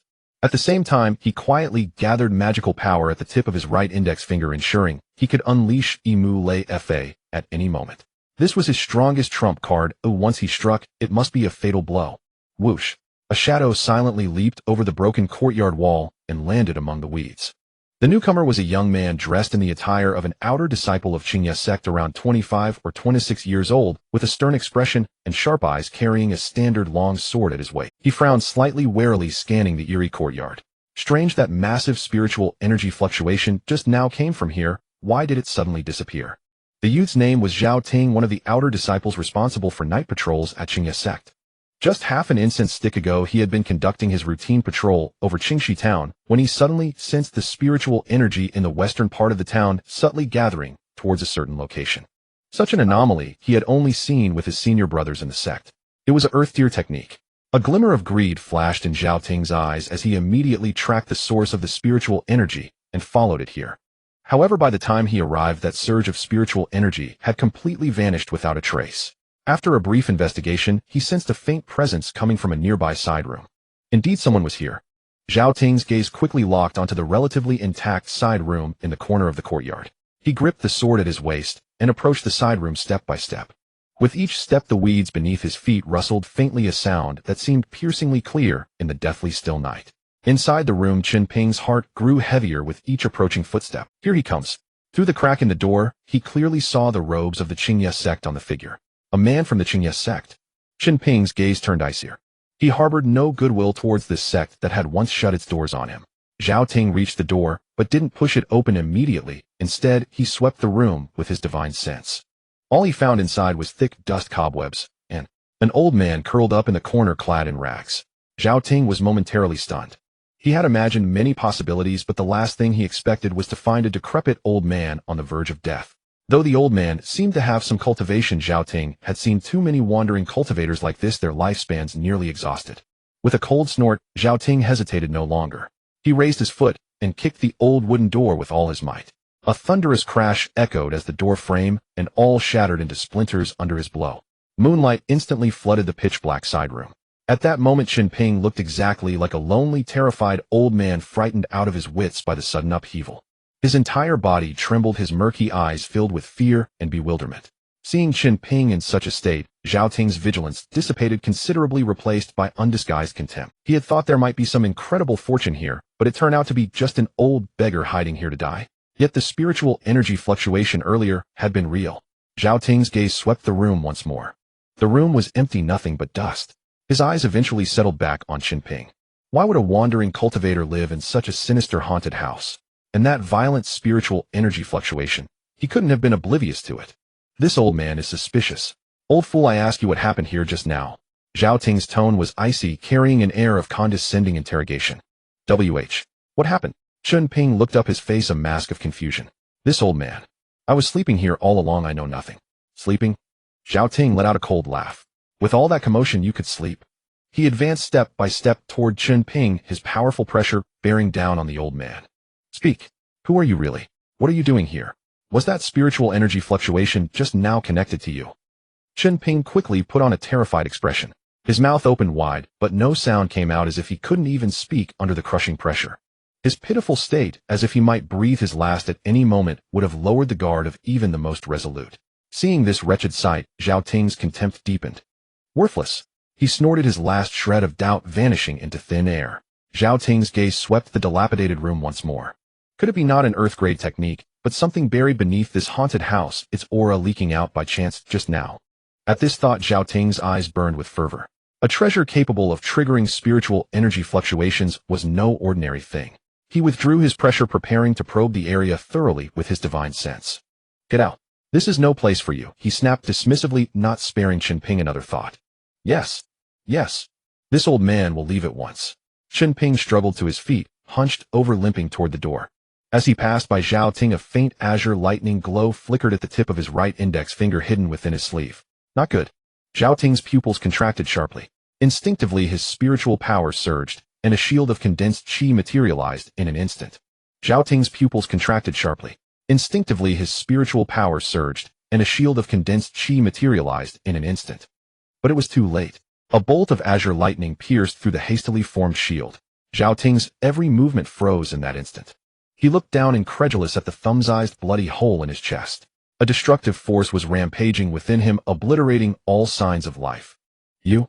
He struggled to lift his head, staring at the old man he had just dismissed as an ant. Chen Ping slowly straightened his hunched back, his murky eyes now blazing with bone-chilling, murderous, and gone was every trace of senile frailty. Divine ability. Blood gushed from Zhao Ting's mouth, his voice hoarse and despairing. He died without understanding how a low-level wandering cultivator on the brink of death could master a divine ability. How was this possible? With such talent, how could he be only at the 5th layer of qi condensation? Chen Ping merely watched him, his gaze cold. The light of life in Zhao Ting's eyes faded rapidly, turning into utter stillness. He collapsed slowly to the ground, raising a cloud of dust. Chen Ping stood still, not immediately approaching Zhao Ting's corpse. Instead, he extended his divine sense, confirming there was no one else nearby. Only then did he let out a slow breath, his taut body relaxing slightly. He glanced at his faintly trembling right hand. That single strike had drained nearly half his spiritual power, and this was despite his cultivation of an earth-grade technique, which gave him far more power than others at the same level. The Azure with Thunder art was devastatingly powerful, but its consumption was equally terrifying. At his current cultivation level, he could at most unleash it twice. Still too weak. Chen Ping muttered to himself. If he had reached the late stage of qi condensation, he wouldn't have needed to act at all. He could have simply crushed his opponent Heaton. In the end, it all came down to insufficient strength. He walked over to Zhao Ting's corpse, crouched down, and began to search him, kill, and plunder. This was the eternal law of the cultivation world. Soon he pulled out a palm-sized cloth pouch embroidered with green leaf patterns from Zhao Ting's robe. A storage pouch. Chen Ping's eyes lit up. This was a fine treasure. Even the most ordinary storage pouch cost a dozen or so spirit stones, something he could never have afforded before. He infused a thread of spiritual power into the pouch, easily erasing the mark on it. His divine sense probed inside. The pouch's space was small with a few scattered items. 37 low-grade spirit stones, 2 bottles of the most common healing pills, a bottle of qi restoration pills for replenishing spiritual power, a few changes of clothes, and some dry rations. Besides these, there was an identity token for an outer disciple of the Qingya sect and a nondescript little booklet. A pauper. Chen Ping curled his lip. Chen Ping reconsidered. An outer disciple at the 6th level of qi refining possessing such wealth was already commendable. At least it far surpassed what he, an old veteran of 80 years, had accumulated. He tucked the storage pouch securely against his person, his gaze falling upon Zhao Ting's corpse. This matter must be dealt with cleanly, leaving no trace behind. Even at its weakest, the Qingya sect was the largest sect within 1,000 li, and with Li Changfeng having recently formed his golden core, the sect now boasted at least 2 nascent soul grandmasters. This was not something a mere mid-stage qi refining rogue cultivator could afford to provoke. He dragged Zhao Ting's body deeper into the yard, toward a more secluded corner. Then he formed a hand seal, and a fireball coalesced in his palm. These basic 5-element techniques were among the few he still commanded. He hurled the fireball onto the corpse, and flames instantly engulfed it. Having done this, Chen Ping did not leave. Instead, he sat cross-legged nearby, circulating his technique to restore his spiritual power while watching the fire devour the body with cold detachment. He had to witness the corpse reduced to ashes before he could rest easy. The flames burned for the duration of an incense stick before slowly dying out. All that remained was a patch of black ash and a few unburned bones. Chen Ping rose and cast another spell. A gentle breeze swept up the ashes, scattering them among the weeds, blending them with the soil. As for the few unburned bones, he crushed them and mixed them into the dirt as well. Finally, he returned to that side room, meticulously inspecting every corner, erasing all traces of blood and evidence. After completing all this, Chen Ping swept the area with his spiritual sense one last time, confirming no oversight before silently departing the abandoned courtyard. He headed straight for the public alchemy room. Now that was the safest place, and no one knew he had been here tonight. To be safe, he planned to leave for the courier station at dawn, departing Qingxi town. The Ding-level public alchemy room. Chen Ping closed the heavy stone doors, sealing off the outside world. A wave of immense fatigue washed over him. The events of these past days had drained his mental energy tremendously. But he did not rest immediately. The more critical the moment, the less one could afford to let down their guard. Chen Ping forced himself to stay alert and retrieve the storage pouch he had taken from Zhao Ting. He pulled out a palm-sized booklet wrapped in an unknown beast hide. The fact that it was carried on his person indicated its importance to Zhao Ting. Could it be a fragmentary cultivation technique? Or some secret art? With a glimmer of anticipation, Chen Ping unwrapped the beast hide. The booklet itself was bound with ordinary paper, its cover blank. He opened the first page. What met his eyes was not profound cultivation verses, but lines of hasty scrawl. March 7th, clear. Got scolded by Senior Brother Wang again today. So what if I slacked off a bit during patrol? What's the big deal? Just because he's the steward's nephew, he acts all high and mighty. Once I get stronger, you'll be the first I deal with. Chen Ping was taken aback. This was a diary. Who keeps a diary these days? He felt a pang of disappointment, but forced himself to continue reading. The diary recorded trivial matters. Complaints about the sect's poor treatment, jealousy over other disciples, gains, schemes to skim profits from the market. The words reeked of a small-time player's greed and resentment. Chen Ping shook his head. This Zhao Ting had such a flawed character. If not for being born into the sect, he might have been even worse off. He flipped through quickly, and just as his patience was wearing thin, a certain entry made his pupil's contract. June 12th, oh rainy. Today I heard senior brother Wang boast while drunk and let something slip. He said there's an underground black market auction in Blackstone City held only once a year with all kinds of bizarre items. Apparently someone last year managed to buy a longevity fruit there. Longevity fruit. Chen Ping's breath quickened. He hurriedly read on. That fruit is said to grant a full 10 years of lifespan. 10 years. If I could get my hands on it, I'd have more time to break through to foundation establishment. Too bad, senior brother Wang said the entrance fee is 100 spirit stones. With my savings I can't even get through the door. But it's fine, the next auction is 2 months away. I must save enough stones and try my luck. 10 years of lifespan. Blackstone City. 2 months. Chen Ping's body trembled with excitement. This was a gift from heaven. With this decade of life he could upgrade his technique once or twice. A Earth-grade superior technique was enough to compensate for his poor aptitude. Foundation establishment was within reach. Heaven has not forsaken me. Heaven has not forsaken me. Chen Ping suppressed his ecstasy, committing the information to memory. It was a long while before he calmed himself. He glanced at the diary in his hand, and without hesitation tossed it into the earth fire, reducing it to ashes. Such an item must never be left behind. Having done this, the fatigue in his body grew heavier. He sat cross-legged and began circulating his technique. This time no celestial phenomena were stirred, pure wood attributed spiritual energy quietly flowed into him. His cultivation was growing at an unprecedented rate. When the first ray of dawn seeped through the crack in the stone door into the alchemy room, Chen Ping slowly opened his eyes. A night of cultivation had restored his expended spiritual power and mental energy to their peak. He could even feel that his cultivation was a step closer to the 6th level of qi refining. The speed of an earth-grade technique was truly terrifying. He stood up, stretching his limbs. His aged body seemed to have gained a bit more vitality. Chen Ping pushed open the heavy stone door and stepped out of the alchemy room. An unusual tension filled the air. The small town at dawn should have been brimming with life. But there were far fewer pedestrians on the streets, and those who were there moved hurriedly, their faces marked with panic and unease.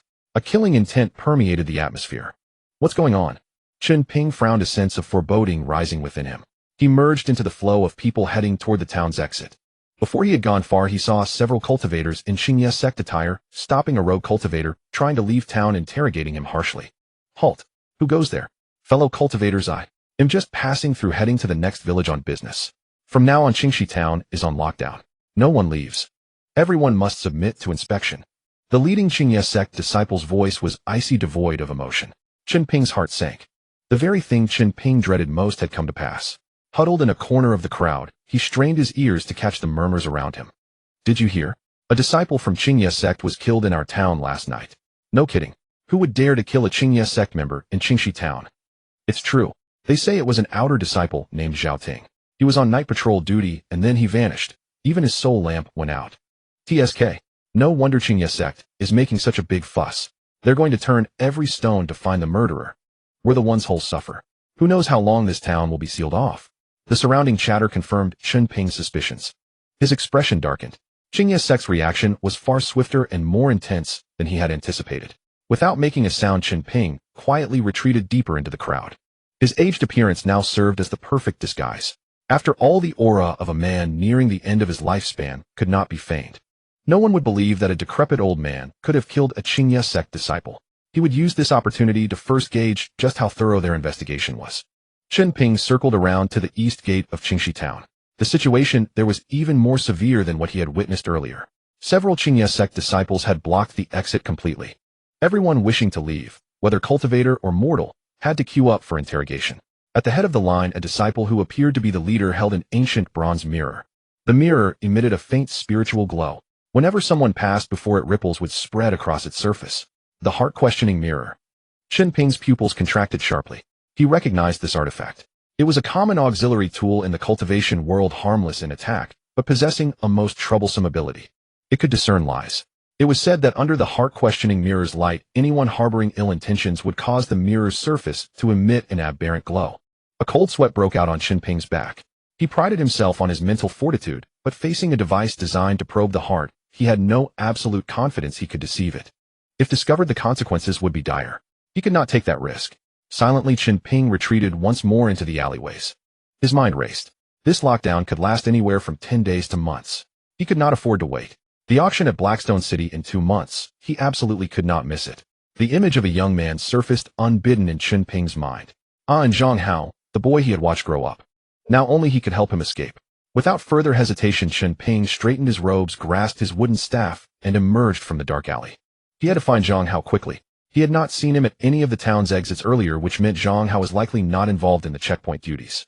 Knowing Zhang Hao at this hour, he would probably be at the public training ground in Qingxi town practicing his swordsmanship. It was a facility Qingye sect provided for its outer disciples stationed below the mountain.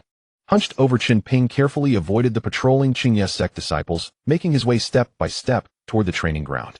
The public training ground was merely an open space enclosed by a formation. Inside, a dozen or so young disciples were sparring in pairs, their cheers and the clash of weapons filling the air. The public training ground was merely an open space enclosed by a formation. Inside, a dozen or so young disciples were sparring in pairs, their cheers. Zhang Hao was holding a wooden sword, practicing the most fundamental Qingye sword art with meticulous precision. His face was slick with sweat, but his eyes burned with focus. Chen Ping watched him, a tumult of emotions churning within. Once upon a time, he too had been like this youth, filled with beautiful fantasies about cultivation. Alas, 60 years had scoured away every trace of his naivety. He did not approach immediately, but waited patiently. Only when Zhang Hao finished his routine and prepared to rest did Chen Ping, leaning on a newly found wooden staff, limp over with a hobbling gait. Ahem. He deliberately coughed twice. Hearing the sound, Zhang Hao turned around, his face instantly lighting up with a delighted smile. Grandpa Chen, what are you doing here? I didn't see you home for days. I thought something had happened to you. He hurried over to Chen Ping and supported his other arm. Chen Ping wore a gentle, benevolent smile as he led Zhang Hao to a secluded corner. After making sure no one was watching, he spoke slowly. Xiao Hao, I need your help. His tone was calm, but Zhang Hao could detect the seriousness he had never heard from Chen Ping before. Grandpa Chen, just say it. Zhang Hao did not hesitate. I need to leave the town. Chen Ping looked into Zhang Hao's eyes and stated bluntly. Leave the town. Zhang Hao was taken aback, then his expression turned troubled. Grandpa Chen, it's impossible now. The sect has given strict orders. Because of senior brother Zhao Ting's incident, the entire town is sealed. People can enter, but not leave. Senior brother Wang and the others even brought the heart-questioning mirror down the mountain. No one can slip through. I know. Chen Ping nodded. That's why I came to you. Zhang Hao instantly understood Chen Ping's intent. His heart tightened and his face paled. Grandpa Chen's senior brother Zhao Ting. Was it you who? His voice trembled. Chen Ping simply gazed at him, neither confirming nor denying. He was not worried that Zhang Hao would betray him. He knew the character of this boy he had raised well enough. He was merely concerned that if Zhang Hao knew too much, he might attract the attention of Qingye sect. After all, the boy had yet to experience the cruelty of the cultivation world. Xiao Hao, this has nothing to do with you, but I truly need your help now. Chen Ping's tone was earnest. Zhang Hao looked at the old man before him, who had always seemed so kind and amiable in his memory, and for a moment he felt a strange sense of unfamiliarity. He suddenly realized that the Grandpa Chen before him might never have been the ordinary lonely old man waiting for his lifespan to ebb away. Grandpa Chen, this. I can't do it. Zhang Hao shook his head. I'm just an outer disciple. I don't have that kind of power. He spoke the truth. But Chen Ping had anticipated this and spoke slowly. The town exits are the most crowded with the strictest checks. But the miasma forest to the south is rarely entered by anyone, and its defenses are relatively lax. Although Qingye sect has sent disciples to patrol there, within the miasma's spiritual sense is limited, and at night it's practically useless. But helping Chen Ping escape would be tantamount to betraying his sect. If the sect found out, at best, he would have his cultivation crippled, or at worst, he might even lose his life. Edge of the miasma. But helping Chen Ping escape would be tantamount to betraying his sect. If the sect found out, at best, he would have his cultivation crippled, or at worst, he might even lose his life. Edge of the miasma. Grandpa Chen, I worked so hard to get into Qingye sect. A flicker of struggle passed through Zhang Hao's eyes. Chen Ping naturally understood the risks involved, yet his tone remained calm. Do you still remember when you were 5? Your parents went out to gather herbs and never returned. You were alone with a high fever, almost dying at home. Who carried you to the town's clinic and stayed by your side for 3 days and nights? Zhang Hao's body trembled, his lips moved, but no words came out. When you were 10, you secretly went to the back mountain to pick herbs and were surrounded by venomous snakes, who risked danger to rescue you. Zhang Hao's head drooped even lower. And when you were 16, taking the entrance test for Qingye sect, you were short 13 spirit stones for the registration fee. Who gave you the savings of a lifetime? Chen Ping's voice was not loud, yet each word pierced the heart. Zhang Hao's body began to tremble slightly, and his eyes reddened. How could he ever forget these things? In his loneliest years, it was this old man who cared for him like a grandfather raising him. This debt of gratitude was unforgettable for life. Zhang Hao was momentarily at a loss for words. Chen Ping, seeing his reaction, knew the moment was right. He sighed, his tone softening. Xiao Hao, I know you're in a difficult position. This old life of mine has only a few days left, but I refuse to die like this. If you help me, it will repay the kindness of the past, and from then on we owe each other nothing. You continue as the distinguished disciple of Qingye sect, and I remain a wandering rogue cultivator. Let's pretend we never knew each other. If you don't help, I won't blame you. After all, everyone has. Having said this, Chen Ping fell silent, leaving the choice entirely to Zhang Hao. The scene sank into stillness. Zhang Hao stood there, his heart torn by a fierce inner struggle. On one side was the sect he had worked so hard to join, crucial to his promising future. On the other, the family who had raised him with immense kindness. After a brief struggle, Zhang Hao lifted his head, a glint of determination in his eyes. Grandpa Chen will take you out, he said firmly, gritting his teeth. The night in Qingxi town was quieter and more desolate than ever. The streets were empty, every household had its doors and windows tightly shut, and even the taverns that usually stayed open all night had closed early. An oppressive atmosphere permeated the entire town. Occasionally patrolling disciples of Qingye sect could be seen walking through the main streets, their footsteps echoing dully. Zhang Hao was clearly familiar with the town's patrol routes. He led Chen Ping through remote, deserted alleys, perfectly avoiding one patrol team after another. Chen Ping followed closely, his senses highly alert, constantly aware of every subtle movement around him.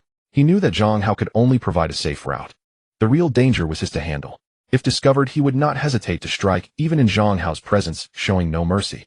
The two twisted and turned through the alleys, soon reaching the southern edge of Qingxi town. Near the miasma forest, the air carried a damp, decaying smell, and the area was mostly abandoned courtyards. Grandpa Chen, ahead is the miasma forest. Zhang Hao stopped, pointing to a grove shrouded in gray mist, lowering his voice. This path is a shortcut our patrol occasionally uses during shift changes. Few know of it. Follow this path straight in, and you'll find a stream. Follow it downstream to completely bypass Qingxi town. Chen Ping nodded, his gaze fixed on the miasma forest, which seemed even more sinister in the night. He could sense that the miasma contained a peculiar toxin that could corrode the body and suppress a cultivator's divine sense. Fortunately, he had his lightning art to protect him from the miasma's erosion. What about the patrol? At this hour someone should be stationed here, right? Chen Ping asked.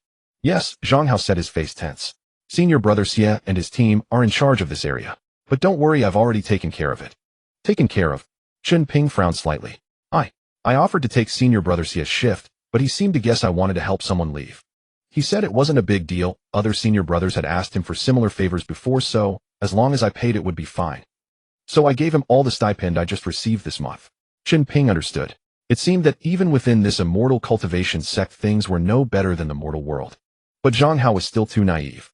This incident was different from the past. If that so-called senior brother Xie had even a shred of intelligence, he would have guessed the truth. He accepted the bribe and agreed to let them pass, likely to placate Zhang Hao and then track down the real culprit. In the end, he would not only keep the bribe, but also claim credit from the sect for capturing the criminal, a win-win. A cold smile flickered across Chen Ping's face, but he showed no sign of it. He patted Zhang Hao on the shoulder. Xiao Hao, I've put you through a lot. Grandpa Chen, you need to go now. I have to get back quickly, or he'll be in trouble. Zhang Hao shook his head, urgency in his voice. All right. Chen Ping gave him a deep look. He'll remember this kindness. If there's ever a chance, I will repay it. No need, Grandpa Chen.